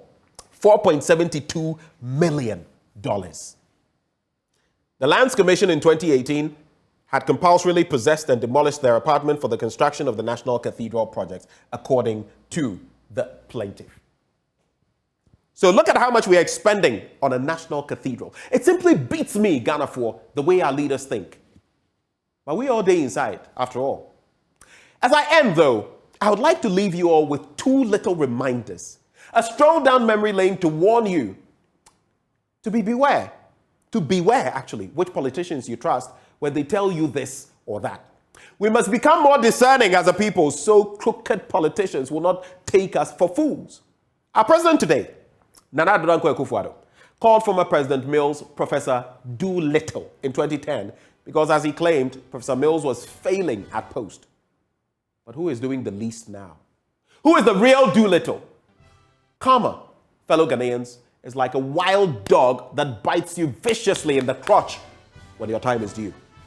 In 2015, specifically on the 14th of September, Gabi Asare-Otridako, our president's cousin, posted the following in a tweet. If running an economy was all about borrowing your way into an unsustainable debt hole, then any half-wit could be president. Our economy today is in a veritable debt hole. In fact, Deputy Finance Minister Dr. John Kuma himself has suggested, quote, we may have overborrowed. We are currently in an unsustainable debt hole. Tell me what that means. Do we have the right leaders at post? You decide. Voters in 2024 will determine where next our country will head. But between now and then, we must exact from our leaders, and I use the word exact because they refuse to willingly deliver what they must, the right policies and execution we need in order that our woes are not compounded even further and that our burdens are not added to. My name is Benjamin Akakpo. I say all these things because I am extremely passionate about Ghana and what her future, intricately tied to ours, holds. These are my blunt thoughts for you this Friday morning, served raw, hot, unedited, undiluted. God richly bless our motherland and make her great and strong.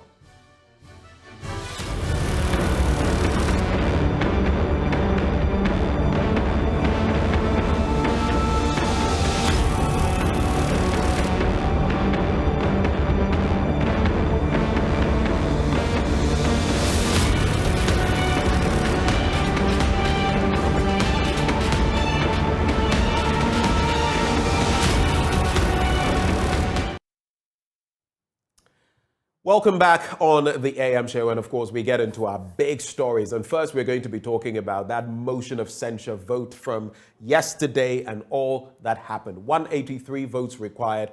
The minority only had 136, and of course that walkout staged by the majority caucus. But what does it mean for our democratic experiment? What does it mean for our legal life as far as we are concerned. Now, joining us for that conversation from the Parliamentary Network Africa, we have Sammy Obeng, who is the Executive Director. We also have Dr. John Osai Kwapong, a CDD Fellow.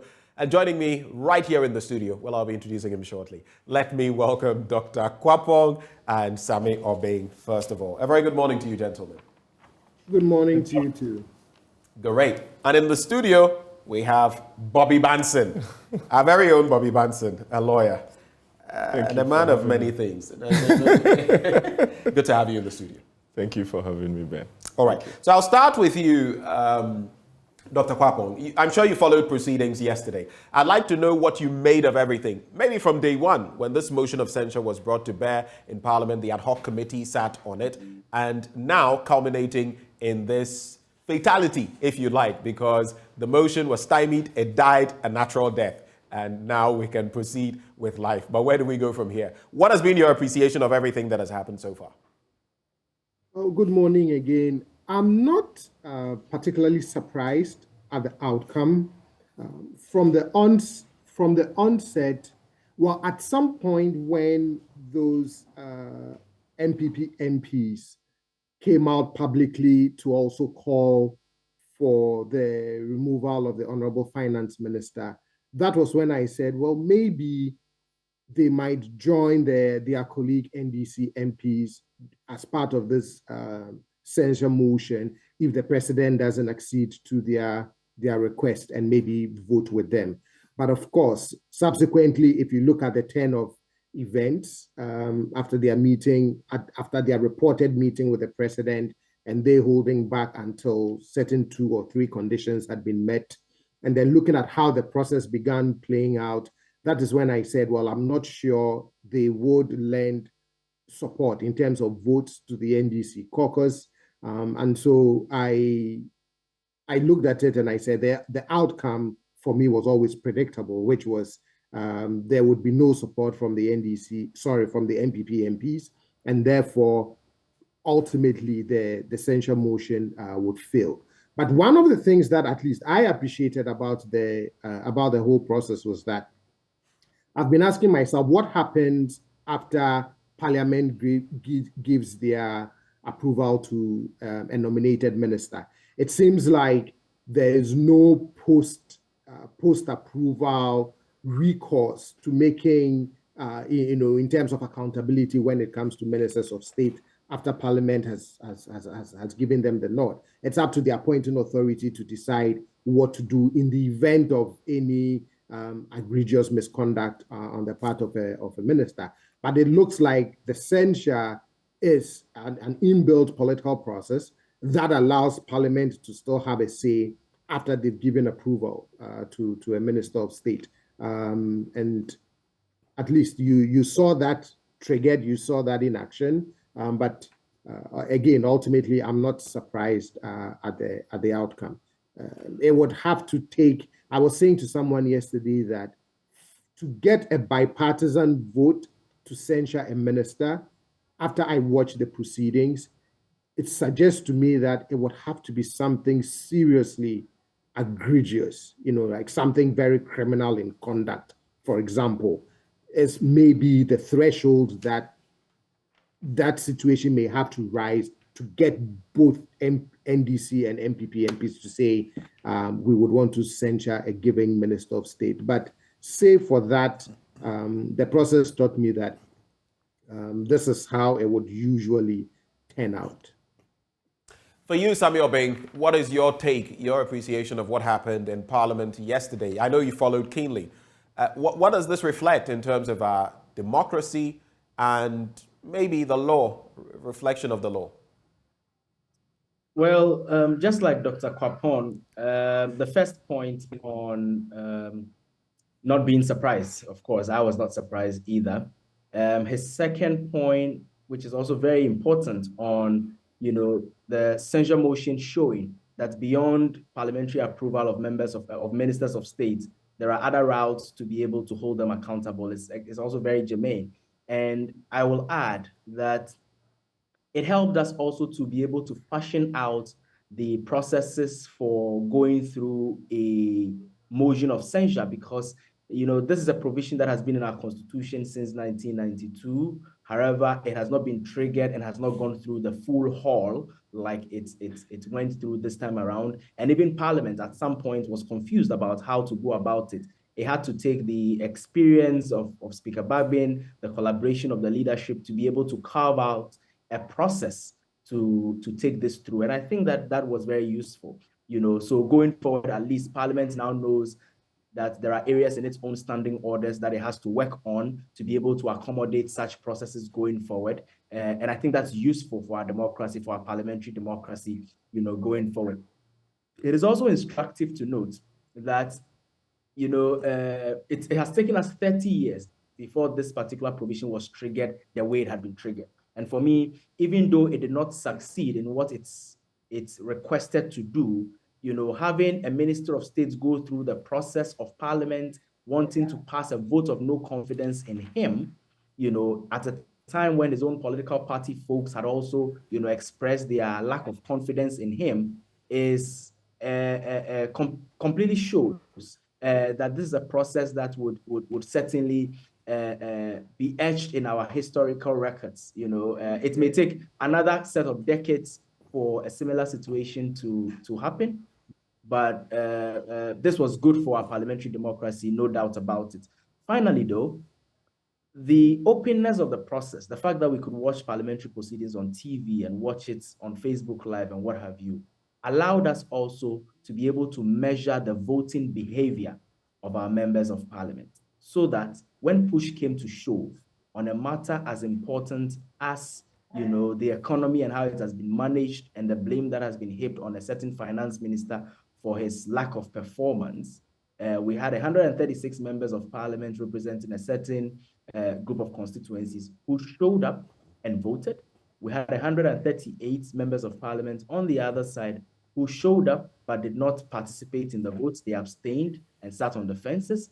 And so, of course, clearly this is with regards to what they think about a matter of as important as this. And I think that it now becomes an arrangement between them and their constituents to explain why they think that the finance minister in such a terrible economy, a minister who, had told us all the things that will not happen so far as IMF is concerned, and had made a very terrible U-turn that is costing the state so much, will still have to stay. I think that's between them and their constituents, really. Let me come into the studio now, and thank you, gentlemen, for your initial thoughts. Let me find out from Bobby Banton what he also makes of what transpired yesterday and the entire process, Bobby, that we followed so far, even before we get into some of what the articles have to say. What did you make of the entire process? Well, it's, for me, another evidence of the fact that our parliamentarians more or less think of their party principles than what is at stake for the country as a whole. So you're basically saying they put party over country? Over country, yes. And, it's, for me, I've always said that we do not have integrity in our national politics, in the discourse we have. First and foremost, if the MPP knew that they would have walked out, why did they participate in the committee meetings, all of those things, waste the taxpayers' money? Why didn't they boycott the committee sittings? They wanted the to... ad hoc committee sittings? Yes. The 8-member? The 8-member, yes. Right. Because they had members on it. Mr. Katie Mensah was the... Katie Hammond, was the chairperson, co-chairperson as they call it. Yes, they did not boycott it. If you knew you were not interested in the process, why did you drag all of us along from the beginning and come this far and decide, if your conscience is right, I always say sit and vote. Let the record show that you expressed your opinion on the subject. Right. I don't believe in parliamentary walkouts in parliament. For me, it does not do anybody good. If you think that the finance minister deserves to stay, sit there and vote. Right. And let the record show that the members of parliament belonging to the MPP thought that in the midst of all the problems we are having, they sat down and they voted for the finance minister to be retained. Quick question. Do you feel that was a hypocritical stance? That is why I'm saying that we do not have because integrity. they have said 80 98 saying that, and if you add those numbers, even 80. To the 138, would have crossed the constitutional 136 on the side of the NDC. Yes, would have crossed the constitutional threshold. So this was. There is no integrity, and it's sad. Every now and then you see both MPP, NDC, and you see, I was thinking about it. You know, this is not the first time that the position of the finance minister has come up. When the MPP won the elections and he was renominated. Indeed. You remember the NDC saying that there was no way they were going to approve his nomination. Right. And then I remember it was Mr. Okujeto who said he resigned from that committee because of we never knew formally what happened, that resulted in the finance minister's approval. So you see the NDC, when it mattered most for them to also stand up against this same person 2 years down the line or 18 months down the line or so, they are now asking that he should be removed when they had an opportunity not to have even approved him in the first place for the same prophecies that have come to pass. Because they were saying then that, listen, the man has failed.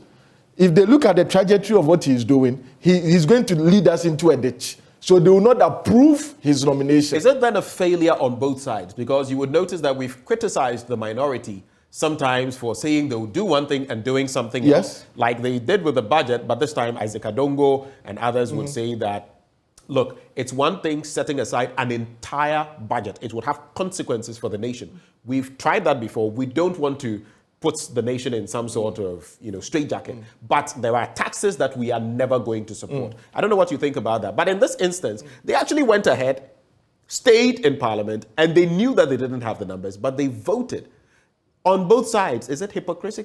Yes, that is why I made the point. What exactly? That is why I made the point earlier that we've had evidence of the fact that when it really matters most, members of parliament put their party principles over national interest. And that is why I had to bring in the situation where NDC parliamentarians had an opportunity not to approve his nomination in the first place. Right. And they also chickened out, for lack of a better word.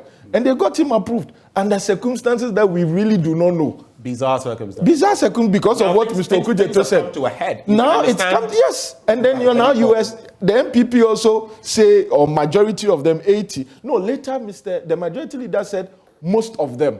No, in fact, at a point, it was all of them. In fact, because even recently, the member of parliament for Anyaso Utuom, his name, the doctor. Yes. Yeah. His name just escapes me. He made it clear right here that, they haven't changed that stance. All of them are still on the same page. They just don't support the motion of censure. How do they want to? And that brings me to another question, which can be, what can we expect from them now, moving forward? Now that the finance minister has escaped the jaws of censorship. What can we expect from them? Because there are no timelines. We don't know. People have said, after the budget is approved and all of that. After the budget is approved is still a long... I think first they said he should read the budget. Yes. He should read the budget.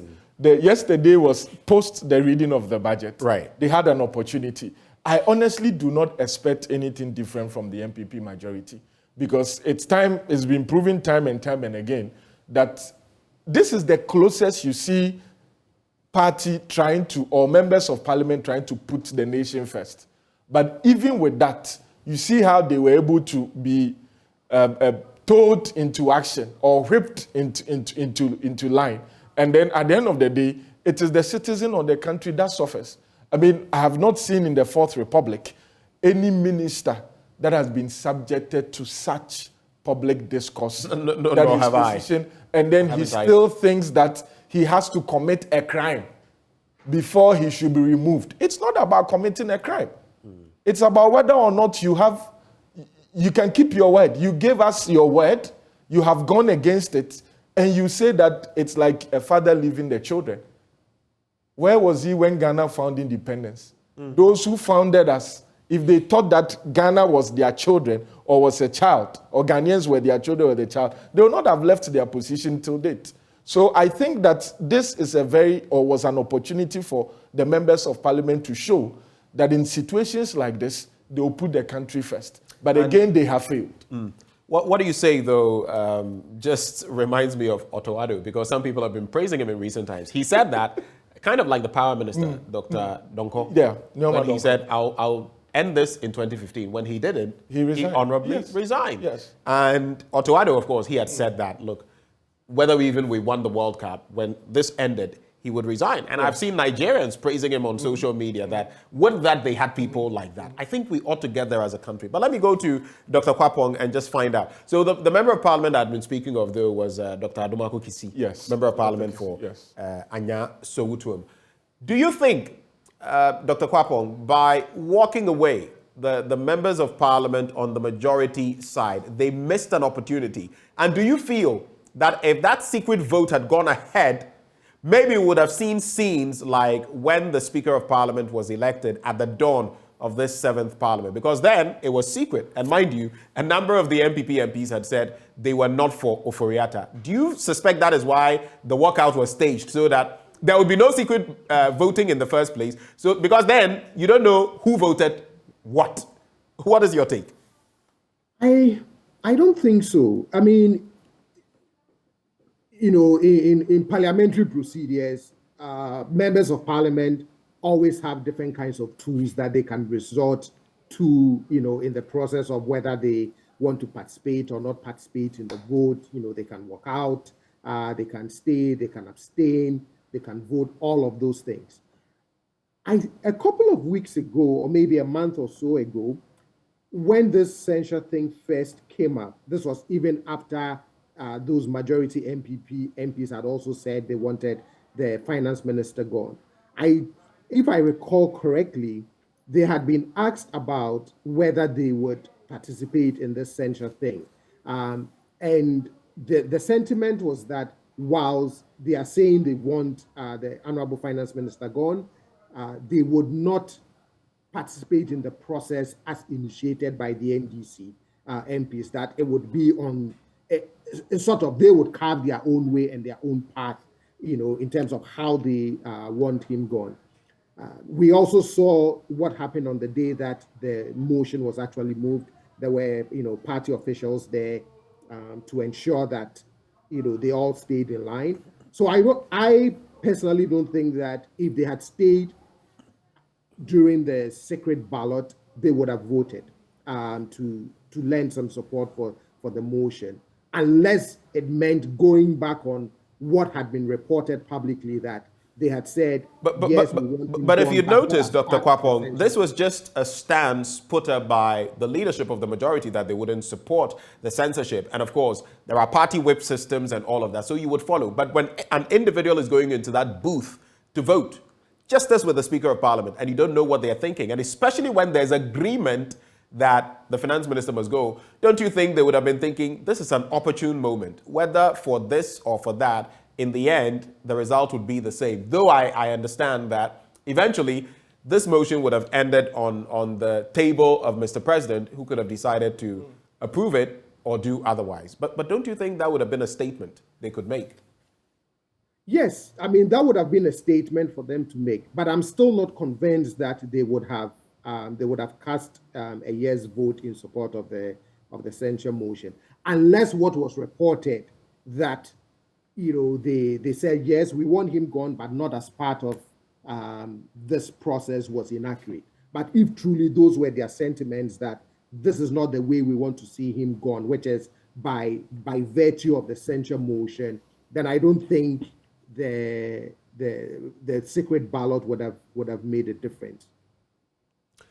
For you, Samuel Bing, so looking at that development, do you think any differently? Do you think if the vote had gone ahead, we could have seen the back of Finance Minister Ken Ofori-Atta? Quickly on that.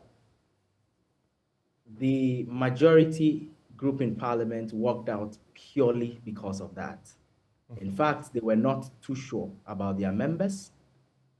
Yes, as to whether we're going to have well over 40 members on their side show bravado behind that secret screen to vote in favor of the motion is a different matter, to be able to have the numbers for the 2/3. But certainly they were going to be surprised by one or two or a few members on their side, which was going to be something that they felt would be embarrassing to them. And so, yes, they walked out purely because of that. Also, do share with me, where does this leave us? Because some have suggested, of course, that they want the Finance Minister, Ken Ofori-Atta, to go ahead and also execute an IMF program, after which then we can see his back, both as politicians and maybe as a section of Ghanaians. But from where you sit, is Ken Ofori-Atta still the right person to do that, to see us through an IMF program? There are different opinions on it. What is your opinion, Sami? Well, the appointing authority, the president, thinks so. Interestingly, what do you think? Yeah, well, interestingly, his party thinks so. I really think that Finance Minister Ken Ofori-Atta should have been out of that particular office a long time ago. For you, quickly on that, Dr. Kwapo, do you also think he should have been out of that office, even considering an IMF program? Some have said he is already there, he should see it through. Others have said someone can equally come through and see us to that point. What do you think, quickly on that? Yeah, in fact, if I were him, I would just bow out quietly and let somebody else see us through. He served his time, and for me, this is not the kind of quote-unquote victory that I would personally have fought for. I think it's dragged, and I would have just quietly exited the scene for the president to find a different person to take over from me.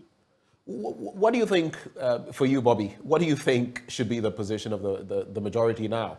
After everything that has happened, what can we expect from them? Okay, so now let him read the budget, to let him complete the approval of the budget, the appropriations and everything, to let him conclude the IMF program. And that could lead into the first quarter of next year. We don't know what will come next. What are your expectations from the majority side? Because at least for the minority side, they've been clear on what they are looking forward to, whether motion of censure or whatever. What are your expectations from them? And do you feel Ken Ofori-Atta is the right person to get us past the Red Sea of the IMF program? Well, I do not think the majority will be bold enough to, at any point in time, insist that the finance minister leaves or is sacked by the president.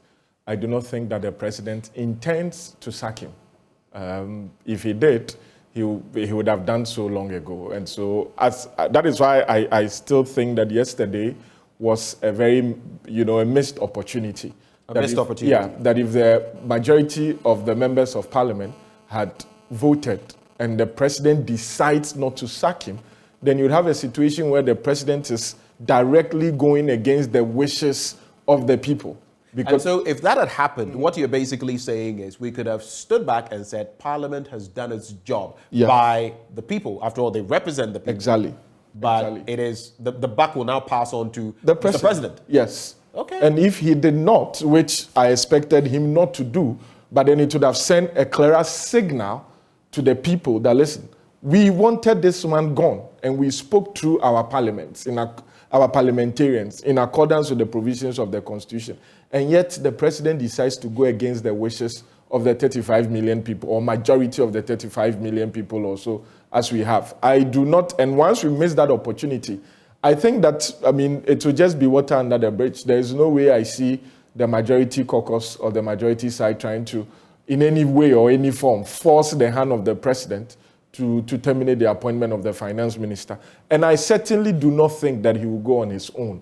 I'll be very surprised. You think Ken Ofori-Atta will never go on his own? I will be very surprised, looking at how... What makes you say that? I think from his narrations, he thinks that if indeed he has brought us to this level, he wants an opportunity to take us out of it. To say that I took you there, I brought you out. But Ghana as a country... So do you think it's an ego thing? Do you think it's a thing to prove himself? I would want to say so. Because, you see, before he came into public office, he's been a very accomplished businessman. Yeah. And so to say that, okay, we handed over to you the economy of a country and you led it into a ditch. The country got the lowest ranking with the international agencies and you could not reverse the trend. It's a dent on his CV. It casts a slur on him. And that's what you think he's trying to do. That is why I think that he's trying to do whatever he can to reverse it. But sometimes it's also about the optics. You may be good, And it's not to say that, I mean, most finance ministers, even from Professor Kwesi Botwe, who may his soul rest in peace, have had their own. But today, people acknowledge them as having been sound minds. It's just that maybe they couldn't get all the returns we would have wanted. So, I mean, no one man is a repository of knowledge, and no one man can do it all. That is the position that I've always held. That, I mean, you have come, you said you are not interested in salary. You have done your best. We are not happy with it. You have promised us, you have failed. You should have some level of integrity. For me, it boils down to that. You stood before us and then you said, this is what will happen. It didn't happen. You should not have any business going back to your office. Imagine, like people keep saying, imagine if Ghana was a limited liability company owned by the president. Right. And Mr. Ofori-Atta was his managing director. And he consistently fails to deliver on his KPIs. Would he have kept him there?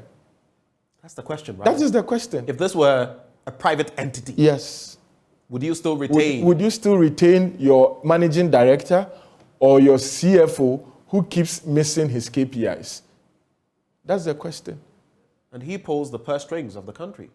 So tell me, how? Let's talk about the law a bit. I'll get into what the standing orders say, but the finance minister insists he is innocent of all the charges leveled against him. And interesting for me was the intervention of the AG. I've not seen that in Parliament so far in the Fourth Republic. The AG came there and basically held brief for Finance Minister Ken Ofori-Atta. With all the things he said, how did you find that spectacle? Well, I mean, if he's not a member of Parliament, he will not have audience unless the Speaker or the authorities in Parliament permits that. And I think that there was a decision by the Supreme Court that did not find anything wrong with the Finance Ministry. You remember when, or was it Shraj? You remember when there was, I'm not sure whether the suit was filed in the Supreme Court against the Finance Minister when by an NGO or so, when the objection was raised as to whether or not the Attorney General can represent the Finance Minister. I don't know whether it was Shraj or the Supreme Court, but there was that issue. There was a petition. Reading of the budget at that time? There was a petition against the Finance Minister for one of the things that had happened by one of the CSOs. I think, yeah. And then the Attorney General represented. Yes, and it was held that he had the right to that representation. So legally, I do not see anything wrong with the Attorney General stepping in to do that. Okay. Now, having said that, let's look at what the standing orders say. So when you look at Article 82.1, Parliament may, by a resolution supported by the votes of not less than 2/3 of all the members of Parliament, pass a vote of censure on a minister of a state. It also says, of course, we know there are 275 members. And that would mean that they would require some 183 or 184 members of Parliament. In declaring the motion as lost, the Speaker of Parliament following the terms of Article 82.1, the vote is accordingly lost. And we all know why. Looking at what happened and the requirement for 2/3 majority of Parliament, would you say it's high time we took a second look at that provision? I do not think so. I think that we do not want a situation where you will not have a clear majority being in favor of this motion, because you know how it can destabilize government, the role of the executive. The only problem that I have with that provision is the fact that even after Parliament has spoken, it still goes back to the president.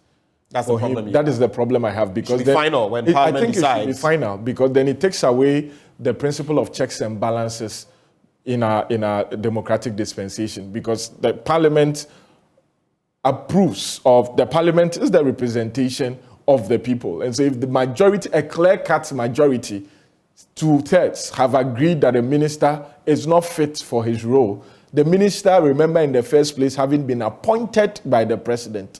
If the president wanted to remove the minister for the same reasons that the vote of censure is being tabled before Parliament, I believe that the president would have removed the minister before.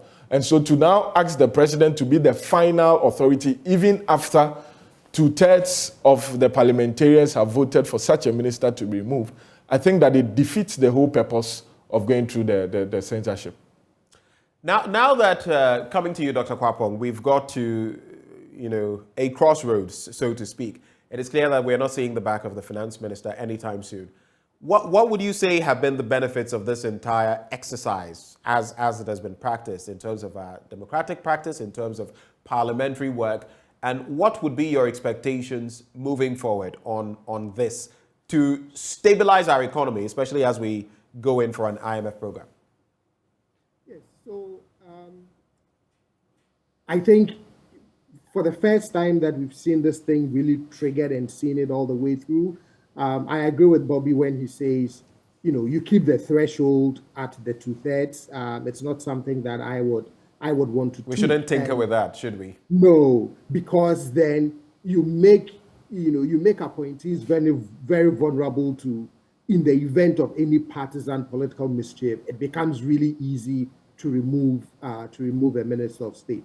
But I would agree with him also when he says that you can tinker with the process to say that once Parliament has spoken, that should be the final say in the process, because it still goes back to the appointing authority, who can still decide whether he or she wants to then act upon what the Parliament has done or not, and it removes that element of accountability and oversight over the executive that we expect and legislative body to be able to fully exercise.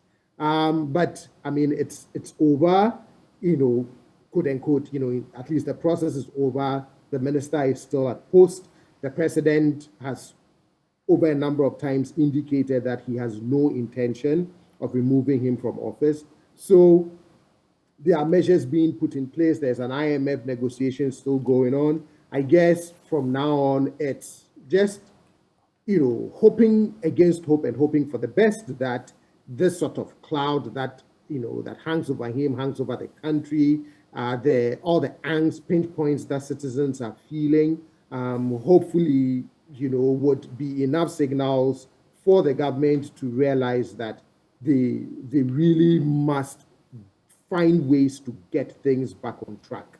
I've said over and over again that the path to recovery is going to be very slow and very painful, but that's the difficulty and the challenge of governing. It's for a government to be able to also get a country back on track, given how citizens are feeling. It's not going to be easy, but they don't have a choice but to really find a way or find ways to get the citizens feeling okay, at least again, over the next 2 years before we have the next election. Stay with me, Dr. Kwapong. There's something else I want to run by you, not necessarily on this issue, but stay with me. For you, Sammy Obeng, on that same issue, what next? Where do we go from here? Well, before that, let me clarify that the Standing Orders of Parliament grants audience to His Excellency the President, Vice President, ministers who are not members of Parliament to be able to speak in Parliament. Right. We have a connection problem to Sammy Obeng. We'll just try to rectify that. Sammy, please go ahead.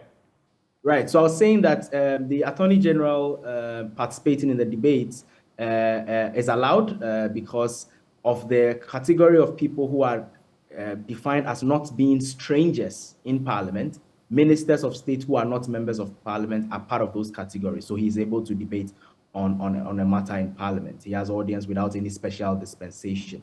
Having said that, though, I think the process helped us to be able to put in place a process for that constitutional provision on censure, which has not been used since 1992. We've not gone the full haul on that particular thing. And so for me as a parliamentary practice and procedures person, I think it was one of the very important aspects of this entire process to have been able to carve out a process on how to go about this. Because remember that all the things that were put in place, including setting up the committee, the composition of the committee's work and all of that were novel. They are not things that are provided for in the standing orders. In fact, the Speaker, in his formal address to the House at the beginning of the process yesterday, indicated how they had to come about those and the reasoning behind these. And in Parliament, you need some of these precedents to be able to get things going in the future. So this is one of the very important aspects of what we achieved through the process. The second bit is that let's not underestimate parliamentary processes that takes place on matters as serious as this. You know, in the United States, having its parliament take former President Trump through that particular process of removing him, although it failed, that whole episode, that whole parliamentary records of something like that having taken place, you know, and considering that it may not, something similar will not take place for a very long time, is already a dent on any politician or any office holder who has been subjected to this. It took us 30 years of the 1992 Constitution for this process to take place on one Minister of State. Remember that we've had hundreds of ministers since 1993. It may take another 30 years before we get a minister who has underperformed so badly that this process will have to be triggered against him. And so we should not take for granted the other aspects of such parliamentary processes and what it means to, you know, politicians, to the entire country, and to the parliamentary records. All right. Hold there for me, gentlemen, Mr. Obeng, Dr. Kwapong, for that final question. But for you, I'll throw the same to you. So where do we go from here? Well, we should keep pushing, expand the frontiers of our parliamentary democracy.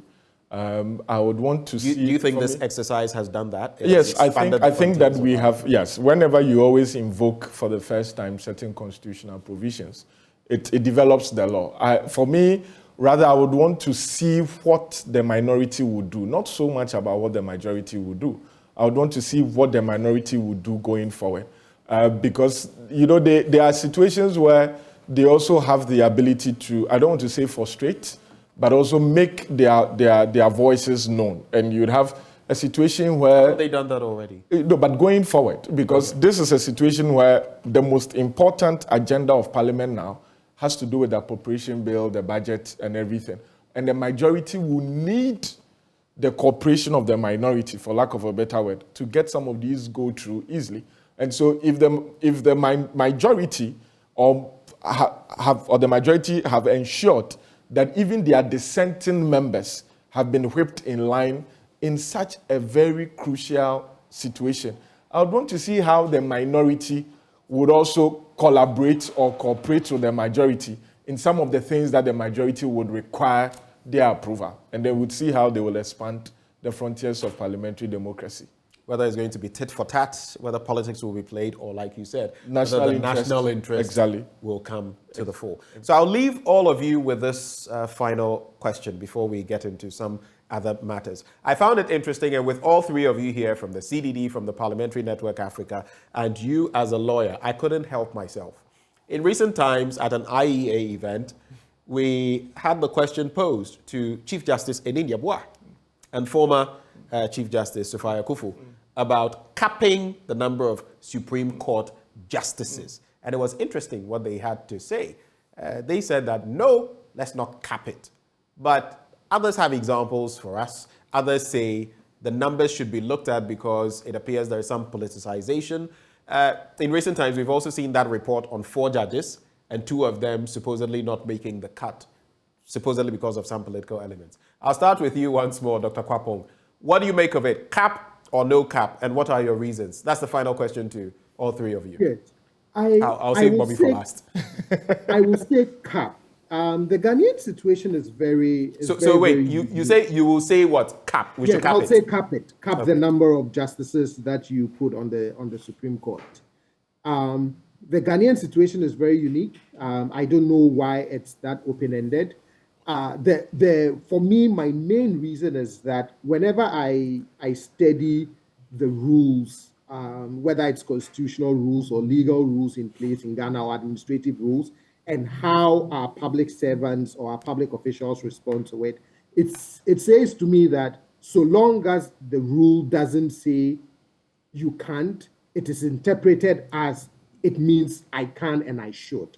And I worry that if an appointing authority doesn't restrain him or herself, it can lead to what you refer to, which is the parking of the courts.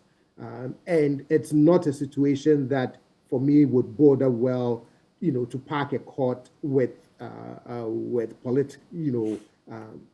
politicization of a court because that can result in that, especially because it's also a lifetime appointment. And so for me, I would support a capping of the number of justices that you put on the Supreme Court. All right. Dr. Akakpo, we're immensely grateful for your time with us this morning. Thank you for always honoring our call. Dr. John Osai Akakpo is a CDD fellow. For you, Samuel Bing, what is your quick take on this matter? Cap or no cap? Oh, yes, it must be capped. And, you know, ordinarily, having two people who have served in the office of Chief Justice, head of judiciary, you know, suggests this, that it shouldn't be capped, you know, ordinarily would have sent people asking the questions or saying, concluding that, you know, these are people who have been in that high office, and so they understand the dynamics in there and all of that. But this is a situation that can also be compared with many other jurisdictions. And for me, I find our situation of not capping our judges at the highest court of the land very, very, very untenable. I mean, we have evidence in other countries, here in Africa, who are common law countries, who have limits. Kenya has 7. You cannot go beyond that. And that is a constitutional provision. In Kenya, there are so many of cases that gets to the Supreme Court had to be dealt with within, you know, an expeditious time. They perform creditably on this. You see, we are living in a country where the powers that be want to have limitless powers to be able to do anything and everything that they want to do without, you know, being checkmated. And that must be stopped, because we want to have a situation where a president can appoint as many people as possible onto the Supreme Court, of course, provided that Parliament does not stop him or her from doing that. And we know that at least what has happened in our recent years has shown us that that really is not a sustainable situation. That really is a situation that can bring us problems, and we still want to go down that trajectory. I really, really, really find it very difficult to understand.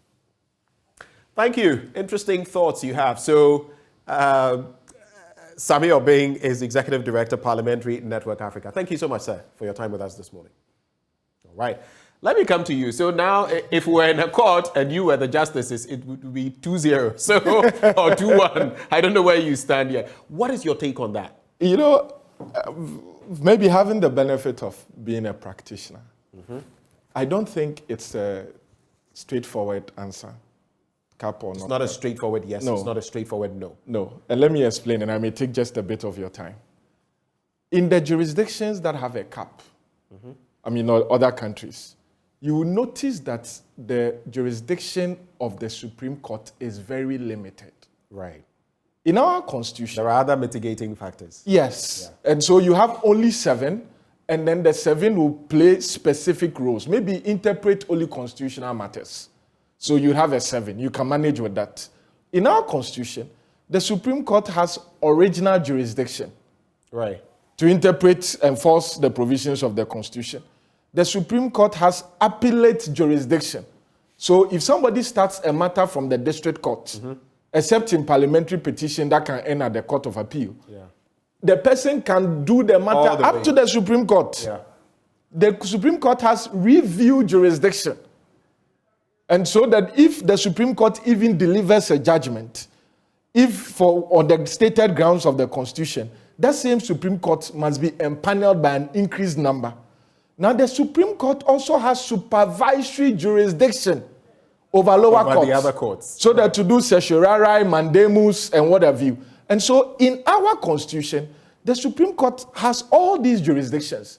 And so if you have only 7 members or only 9 members, and they are invoking the jurisdiction of the Supreme, or people are invoking the jurisdiction of the Supreme Court in all these cases, in a week, if you see the course list of the Supreme Court, and then you see that they are sitting 5 members, and they have to write judgments.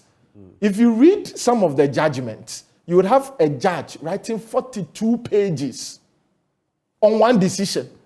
And assuming there are hundreds of appeals, and you have only 7 judges discharging all these duties, it will be problematic. And we also know that we must always have an odd number. So what if something happens, one is incapacitated or something? They'd have to adjust. And maybe you are ruling on a, let's say, election petition. It means more turmoil. Exactly. You have to adjourn. That's what I'm saying, that it's not a very straightforward. We should look at those countries that in the United States, it's a lifetime appointment. Right. the jurisdiction of the Supreme Court of the United States is also very limited because they have a federal system. And so matters do not just come there. There are very limited circumstances where their jurisdiction can be invoked. I think that we should look at the root of the problem. Right. The reason why this issue of it should be capped, it should not be capped, is because we think that the executive is abusing that power. But thankfully, the Constitution puts a check on the executive. So the executive even Chief Justice can be nominated by the executive, and the parliament would have a right to disapprove it. Yeah. And so we should look at letting our parliamentarians do their work well in our current dispensation.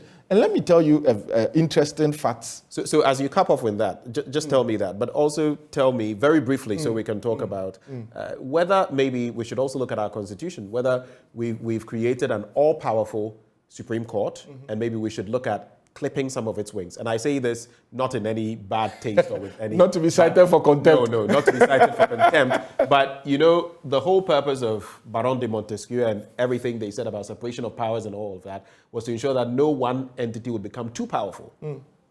Looking at our political dynamics, are we there? Are we getting with there? The Supreme Court? Yes, specifically to do with the Supreme Court. I don't think so. I think, in fact, they are the only organ that will keep the scales of power in check. Right. I think so. I was going to make a point that the issue of the abuse. Do you know that the first, the father of the current president, who was the Chief Justice, was a political opponent of Dr. Kwame Nkrumah, and yet it was Kwame Nkrumah who appointed him to the Supreme Court.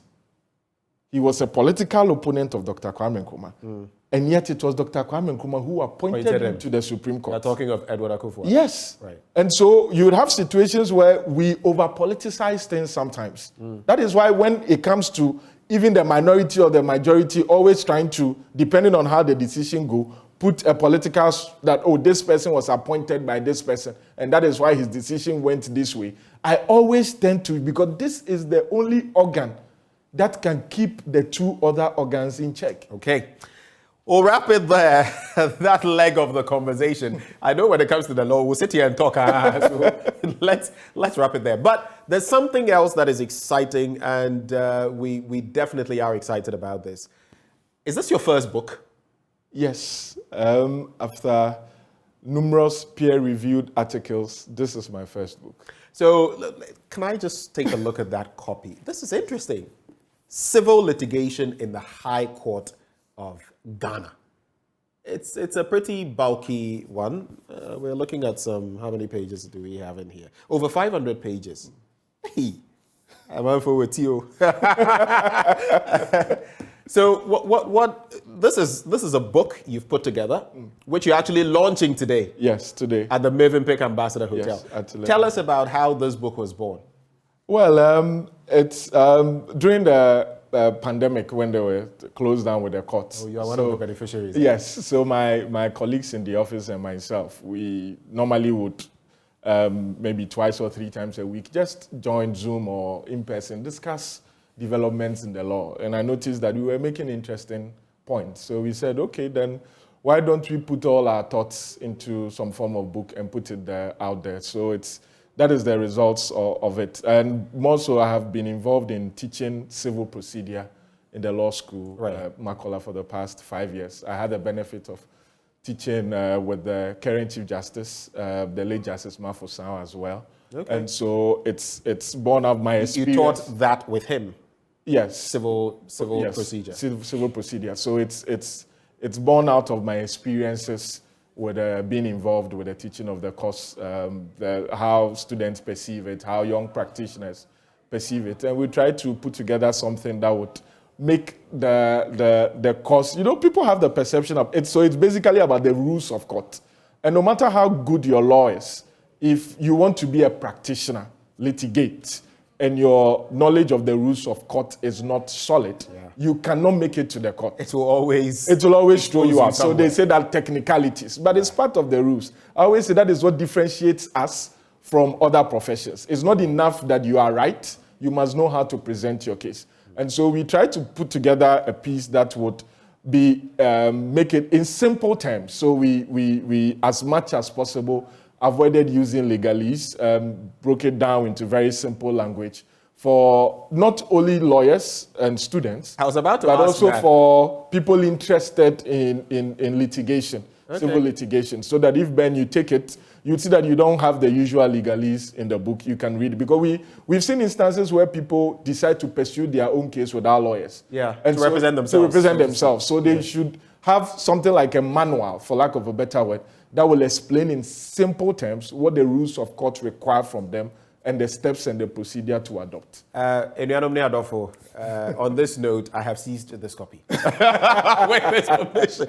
Anyway, so, and I was just about to get to that, because the legalese, legal speak, as some would put it, oftentimes it puts people off. But this has been broken down. Yes, we do not have, we, as much as possible, avoided using legalese, because like I said, that is one of the things that we noticed really discourages not only ordinary non-lawyers, but also lawyers. It always makes it some way, as they say, to understand the rules of court. For lawyers who are practicing, who are hoping to practice, what then would be the benefits of getting a book like this? I want you to break it down for them. What can they expect if they decide to come by Movenpick today? I think that they would have the benefit of a book that goes straight to the point, as practical as possible, with a lot of practical examples.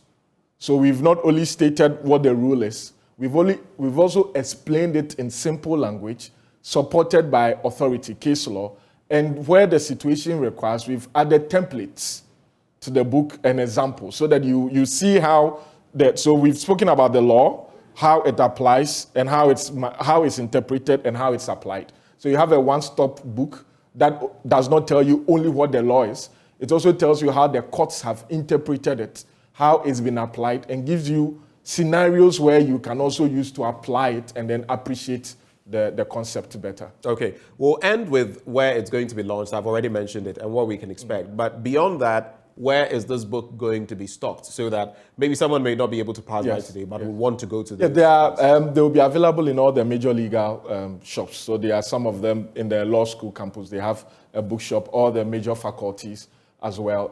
It will be launched today under the chairmanship of Professor Richard Opon. He's a very respected Ghanaian. He's a fellow of the Ghana Academy of Arts and Sciences. Yes, a very respected Ghanaian professor. The guest of honor would be the Deputy Attorney General, Honorable Diana Sonabadapa. And we expect to have a lot of colleagues and legal personalities and even non-lawyers. I have had some non-lawyers who are coming. Wow. And it will be an interesting networking session beyond the book launch. And the start time is? 11 a.m. 11 a.m. Yes. Movenpick Ambassador Hotel. Ballroom 1. Before 11 a.m., all roads lead to the Movenpick Ambassador Hotel. Let's all support Bobby Banson for this bit that you've put together. We're proud of you. Thank you. Thank you for the platform, and thank you to the multimedia group always standing by us. Fearless journalism. So we need to hear. How for you? Bobby Banson is a lawyer, and that's how we wrap the conversation on this bit. But there's a lot more to come right here on the AM show. If you've ever thought about the Core FS mixture and matters arising, we have very interesting conversations coming up, after which we shall engage you and find out what your thoughts are on the issues we've been discussing. Do stay with us. We'll be right back on the AM show.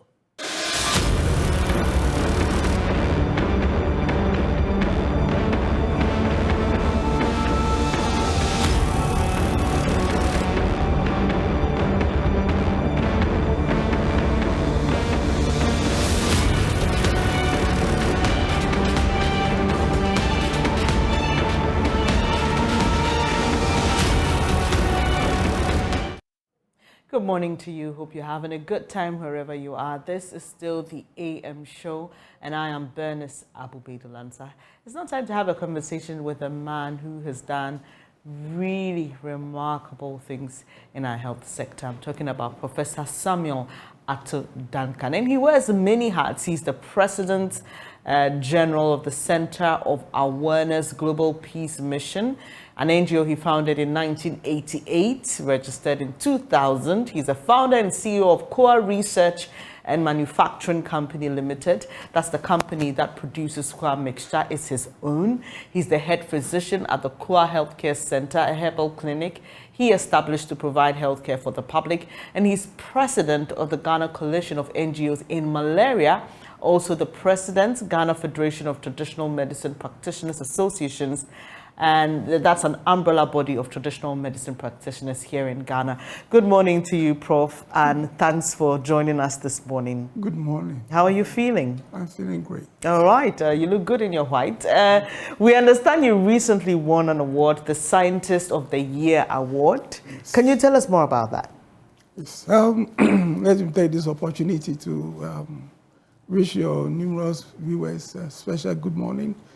I was there when I had an email that I've been nominated for the international competition for 2022 Scientist of the Year. Mm. So I had to present my CV and the work that I've done.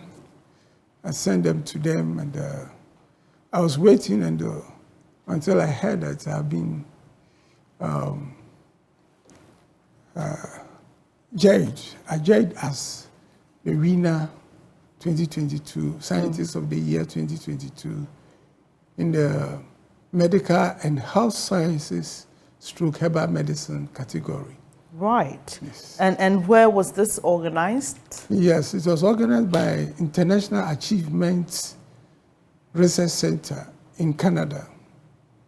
Mm. Yes. How did that make you feel? I mean, we know your works. We know about the Kwa mixture, Kwa FS. I mean, there's a lot of talk around what you do, but this particular recognition, an international one, how did it make you feel? Oh, I feel very proud as a Ghanaian.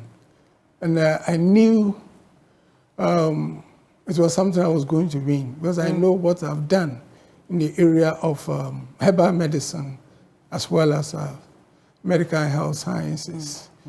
And so it wasn't a surprise to me anyway, but I feel very great. Let me just throw this in because of the category which you won and who you are as a practitioner of herbal medicine.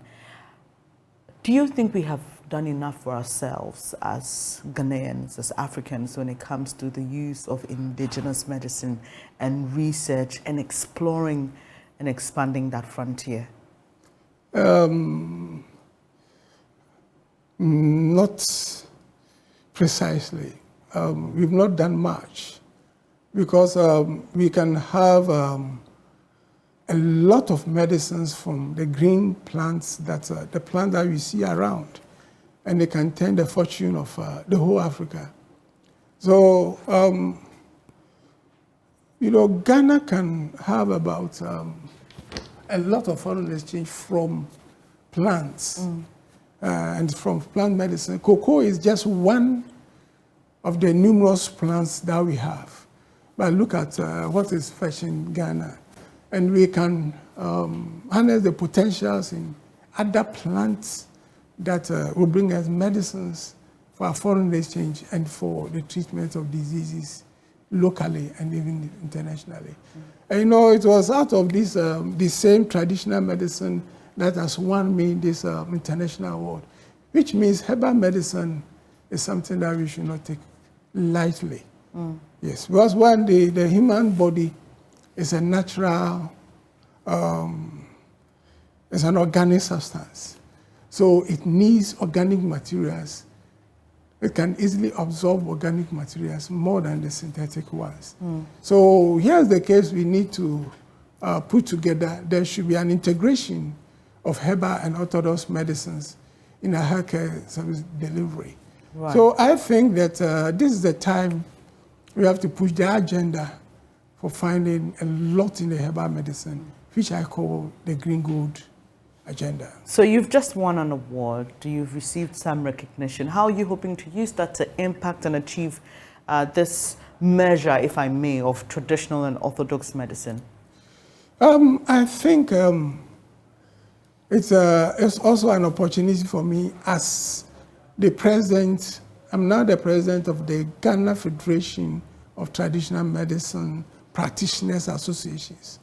And, you know, if I alone be able to come up with certain things that can rock Ghana billions of dollars per month, and looking at this huge confederation where there are a lot of medicines that we can harness the potentials, develop them, standardize them for use in the hospitals and also for export. I think it will go a long way to impact on the socio-economic development of Mother Ghana.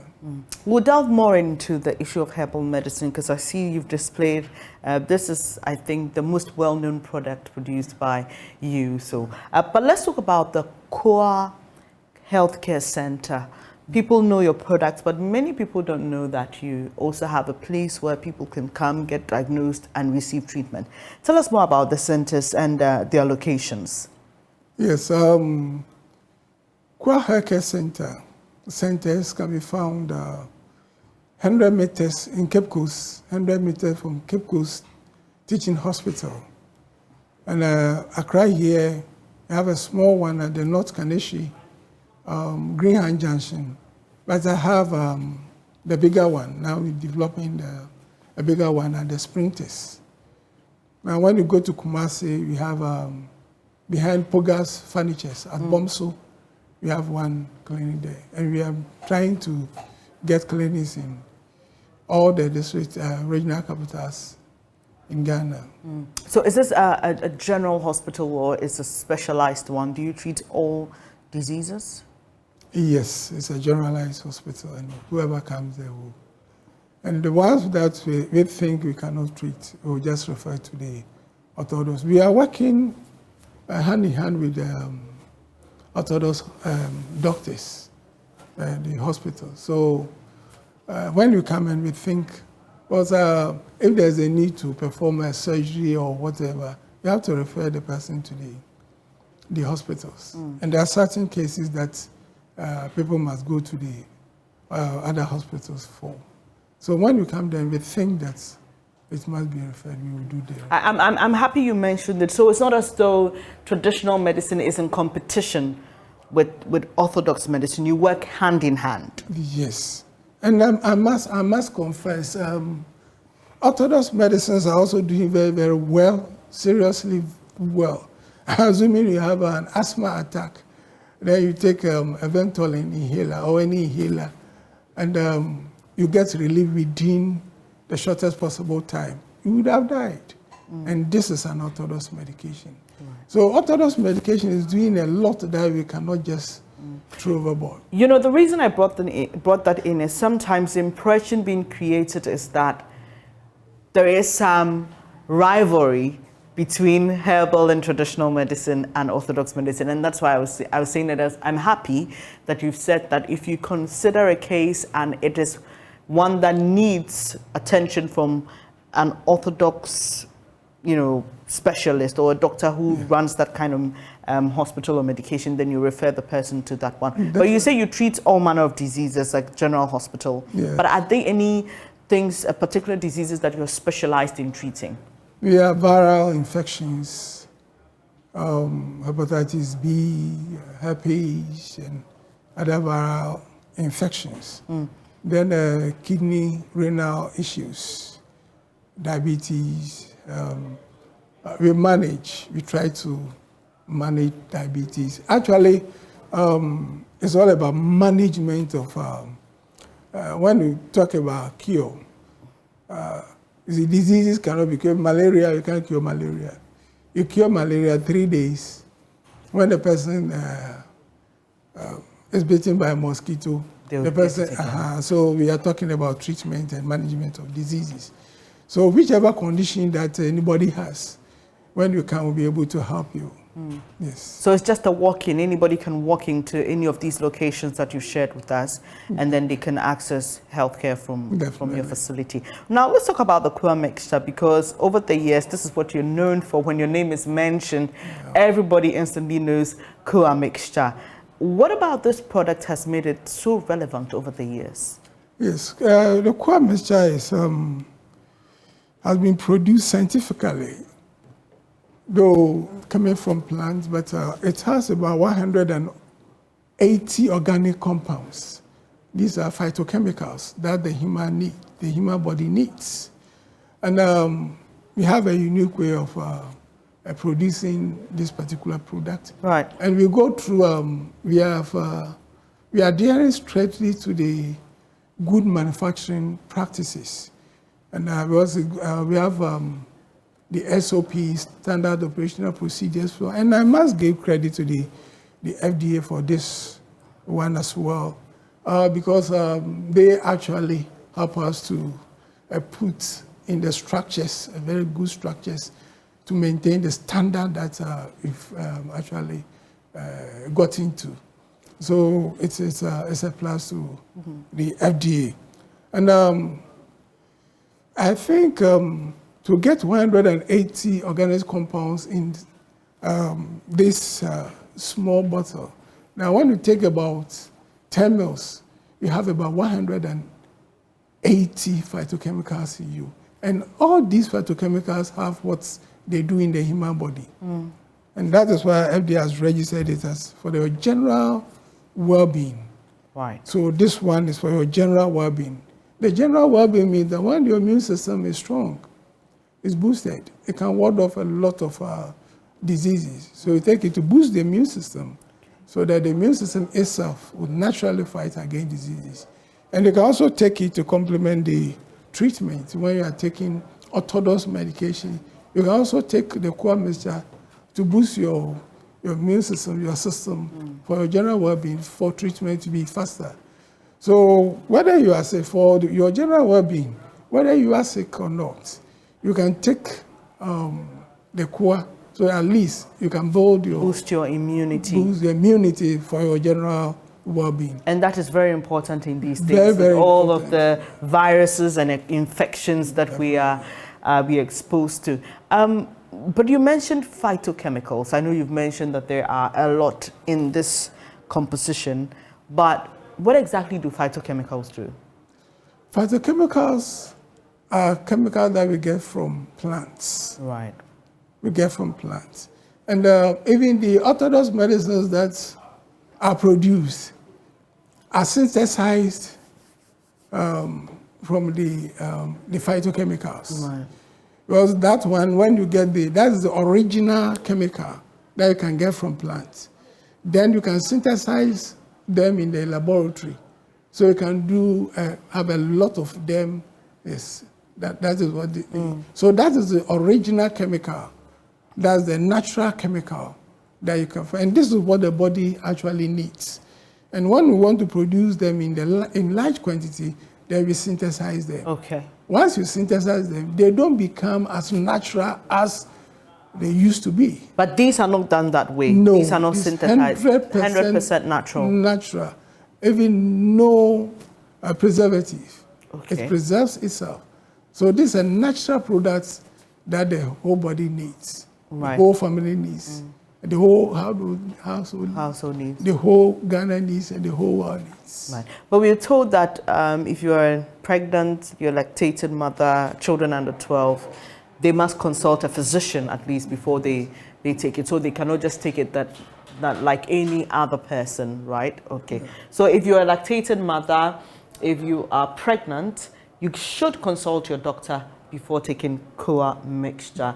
So that's that. We just needed to put that in. So beyond meeting the healthcare needs of Ghanaians, I know that you have a big laboratory that produces this for the populace. Tell us how this single product has created employment, has, helped Ghanaians stay healthy and alive. Okay. I think this is just one out of the numerous we are producing.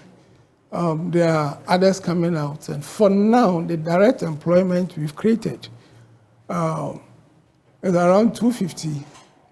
And the indirect employment we've created is more than 1,000. Now, we've acquired lands to plant raw materials. And because of that, we are going to expand the employment base. Have 1,000 acres in Ashanti region.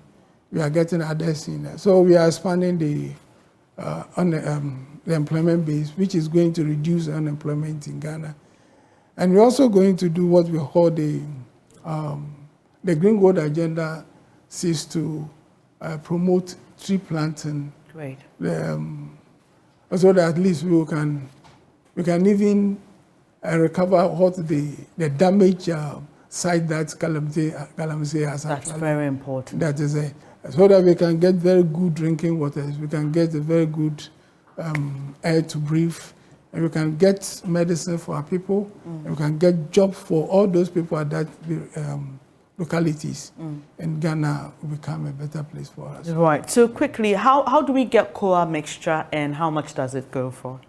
Yeah, Koa mixture is still 100 Ghana cedis. Oh, it has been 100 cedis for a very long time. Yes, we have not increased the price.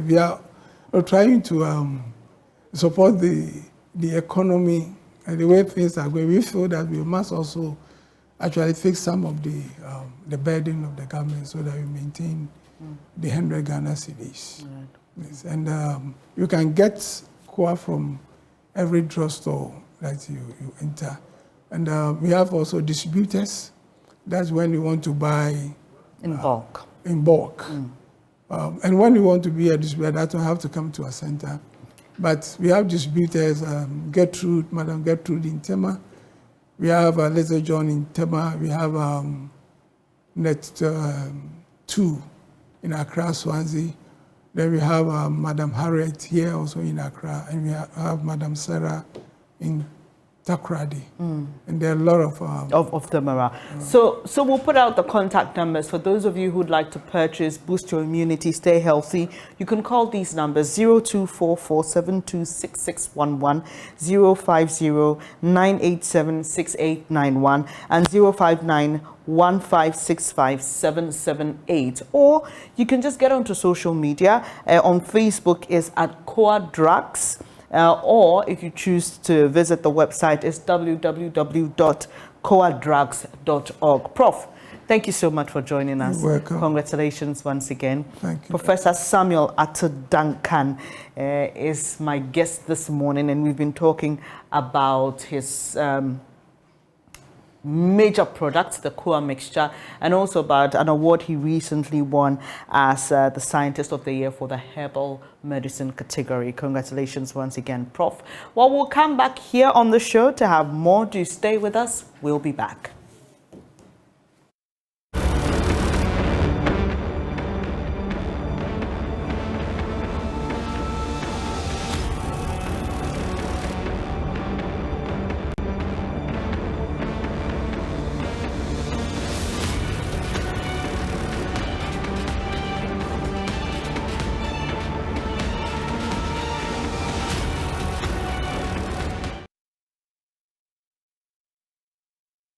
Much for staying on the AM show. And I know you've been hearing a lot about Twitter these days, yes, with the purchase by Elon Musk and the cessation of the running of the Ghana office and all. But I have some good news about Twitter this morning. The Ghana Twitter Awards. Yes, it's a scheme to celebrate Twitter users and influencers who've excelled over the year. It's in its third year. And, well, it's been virtual in the past 2 years, obviously due to reasons we all know. But it's now happening real life, like in reality. And that will be the first time it's happening that way.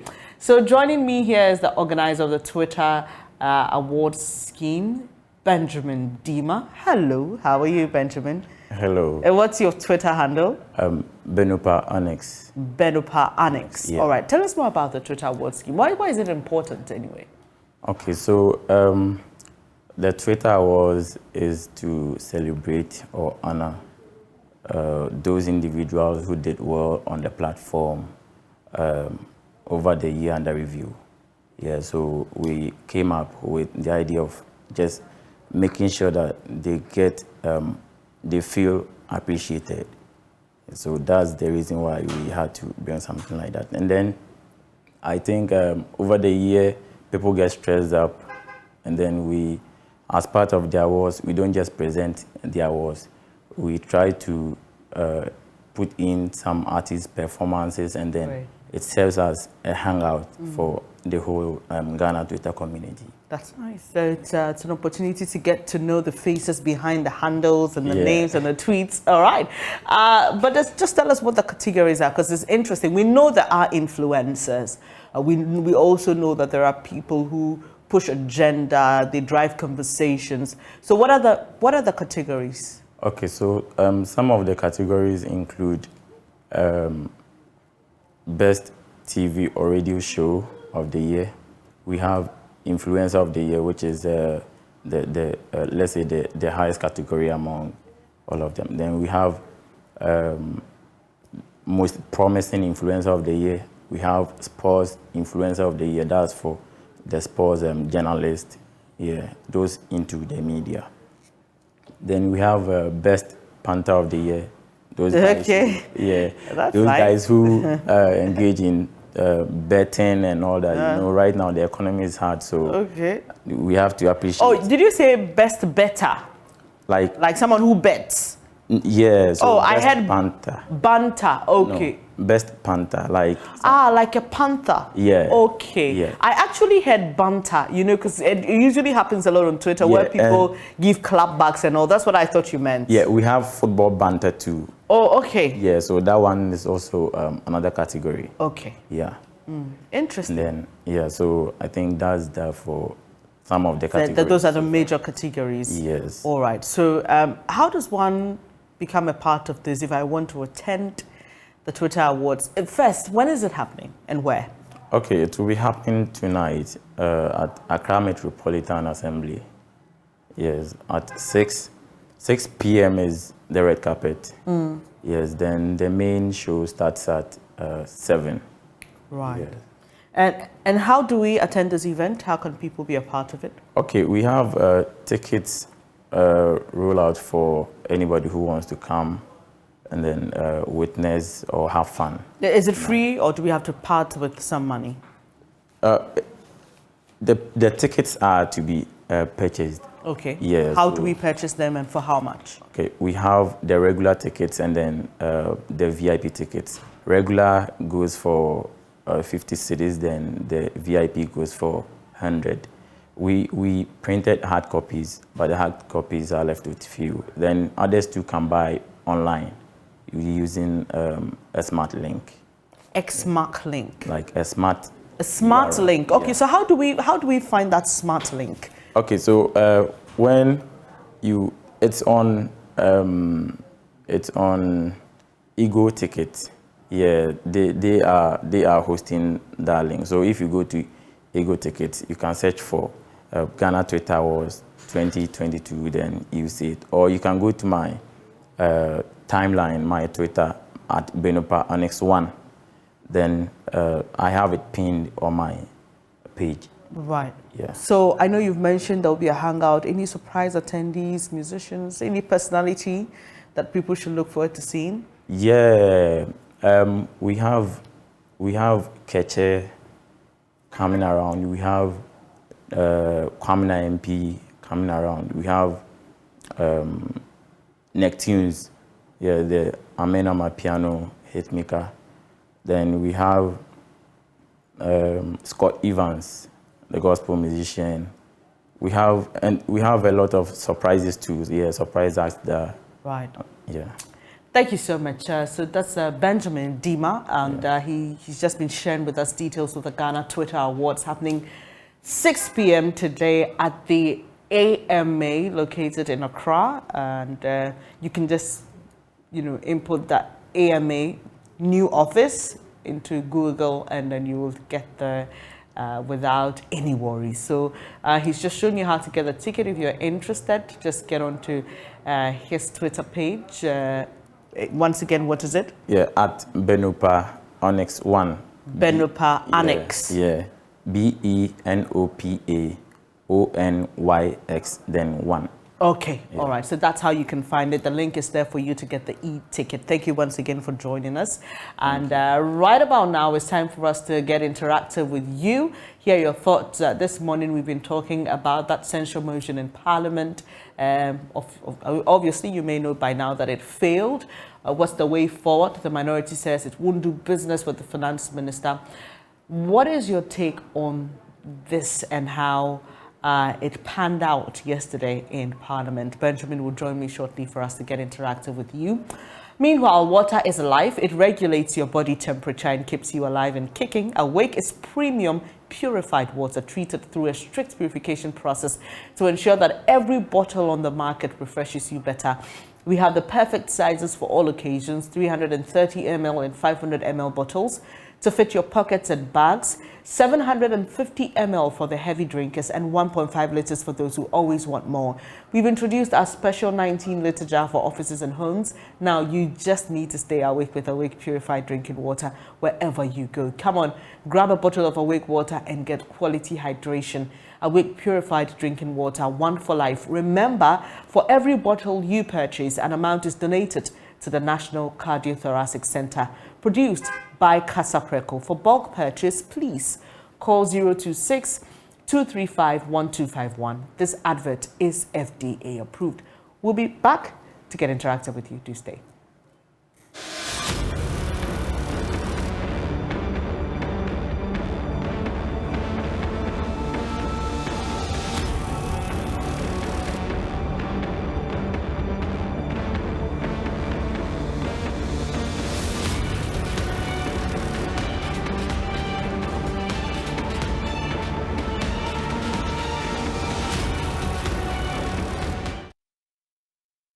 Hello, thank you so much for staying here on the AM show. Benjamin Akakpo joins me. Hello, Benjamin.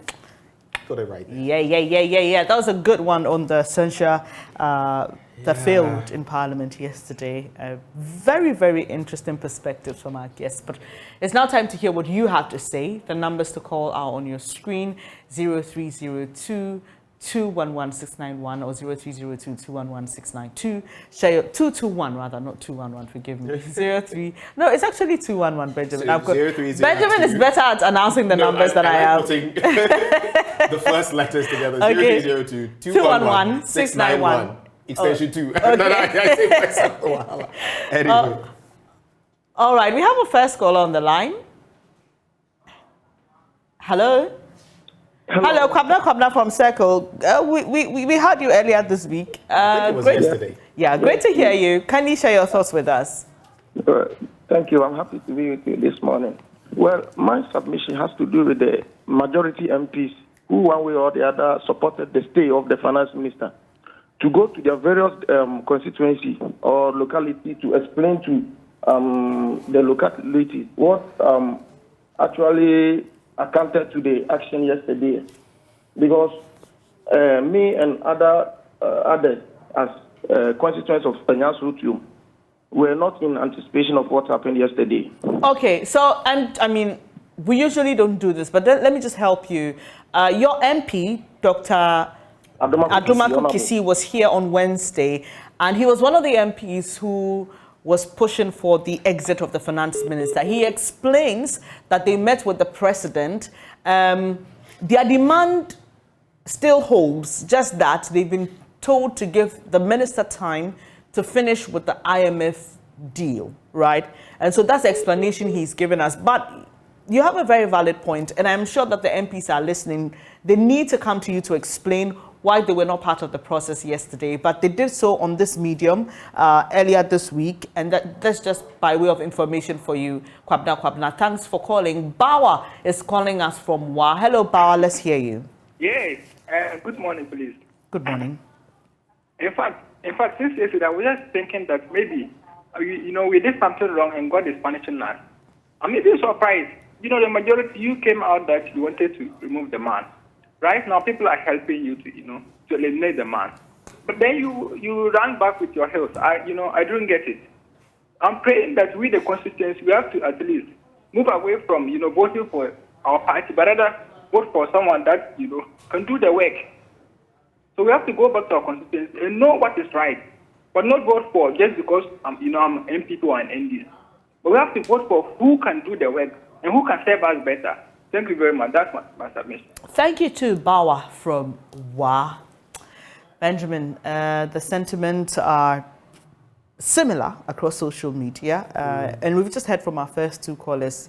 It appears people are disappointed. But then again, the question is, and it was a question that I posed to Dr. Adumanko Kisi, you all want the same thing, right? You all want the minister out. Whichever way. Whichever way. Route. But there are those who feel that the majority MPs did what they did to try and dissuade the minority from going this route. And so they think it was just for the cameras, it was cosmetic, and that they don't really want. But when you hear from some of the MPs who they say they want this, it's just the route. But in a way, you have to understand them. It will cast a slur not only on the finance minister and his entire career, but also on the party. That is if we go the minorities way, which is the vote of censure. Which would have ended anyway with the president, and I think many of us can be certain that the president would have rejected it, but it would have set a certain precedent that a finance minister's own, caucus in parliament had wanted him out. And I guess that was what they didn't want, that legacy. Interesting. So, well, the days ahead will be interesting. The minority says, we won't engage with you as finance minister. The majority MPs who wanted him out say, we are still holding on to a demand. We just want him to finish with the IMF. We don't know when the IMF is going to come through. We were told this government was optimistic by November. It wasn't a reality. We were told first quarter of 2023. Yeah. We've got our fingers crossed, but what will happen in 2023? What will happen after that? Well, Ama is joining us from Cape Coast. Good morning to you. Let's hear you, please. Oh. Hello? I don't know whether... Hello? Hello, Ama? Yes.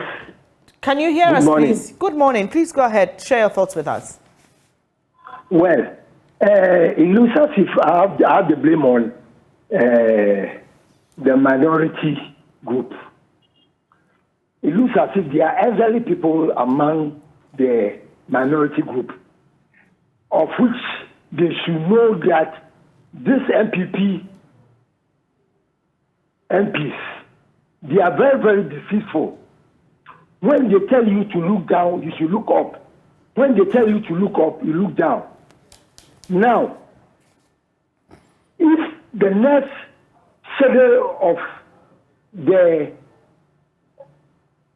budget is to be done, they should be very, very careful. They shouldn't sympathize with it, because anything they say, they will lie about it. That is my saying. Right. Thank you very much. Thank you, Ama from Cape Coast, Benjamin. So, what I believe Ama is saying is that it appears that minority MPs thought that they would get support from the majority side, and so he's saying that, well, that was an error. It would have been tricky if they had had the secret ballot. Very. And I think that is what the majority caucus wanted to prevent. Yes. Because we already have an experience with the appointment of Bagmin as Speaker over Professor Aaron. And that's what Samuel Bing believes would have happened, and that's why there was a walkout, because then if you stay behind, you're exposed. Yeah. Okay, you stayed behind to vote. You're likely the one who gave us away. Well, another caller from Cape Coast. Francis, let's hear you. Hello. I would like to make a comment about what the one who just called, the guy who just called. I want to make a comment about what he just said. Now, both MPP and NDC are the same. There's no difference. And it is these two parties who have been the undoing of Ghana. They have destroyed Ghana. They have brought Ghana to this point. Let me give you just one example. Look at the number of ministers. Mahama said he will reduce it to 65. Even 65 is way too much. We as citizens need to rise up. We need to rise up and make sure that the deceit of these two main political parties is ends. Thank you very much. Thank you too. Well, clearly you can tell when straight to the point, not mincing his words at all. Yeah, not mincing his words at all. Well, I think we have room for a last caller to share your thoughts with us. We'll be glad to take it. Meanwhile, the Ghana Revenue Authority had some messages for us this morning, and we'll be bringing that to you shortly. It's informing the public that persons wishing to apply for tax clearance certificates should do so online or download the Ghana Taxpayers app on Google Play Store or App Store. Applicants who visit the Taxpayer Service Centers will be assisted by officers of the authority to apply. Applicants are also required to indicate the Taxpayers Identification Number, that's the TIN, of the institution or organization requesting the certificate so that they can receive a copy. Applicants should take note and be guided accordingly. Kindly contact GRS toll-free 0800 900 110 or via these WhatsApp numbers 055 299 0000 or 020 063 1664, or send an email to the GRA for further inquiries. We have a last caller on the line. Hello, good morning. Patrick, good morning, Benny. From Western North. Good morning, let's hear you. I'm Patrick from the Western North. Yesterday I was following the proceedings on your channel. Yes. Yes, and I was laughing. Do you know why I was laughing? Tell us. But yes, the finance minister is not performing. Either you are NDC or NPP. You have all seen that he's not performing. It's a matter of them coming together and then vote against him so that we will go out and then choose another person. But I was laughing. It seems like they Oh no, Patrick, hello?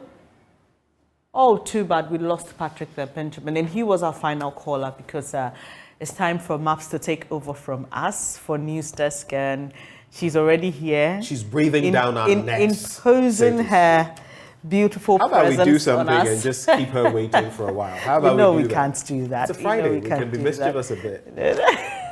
Or should we usher her in? Mischief is your middle name.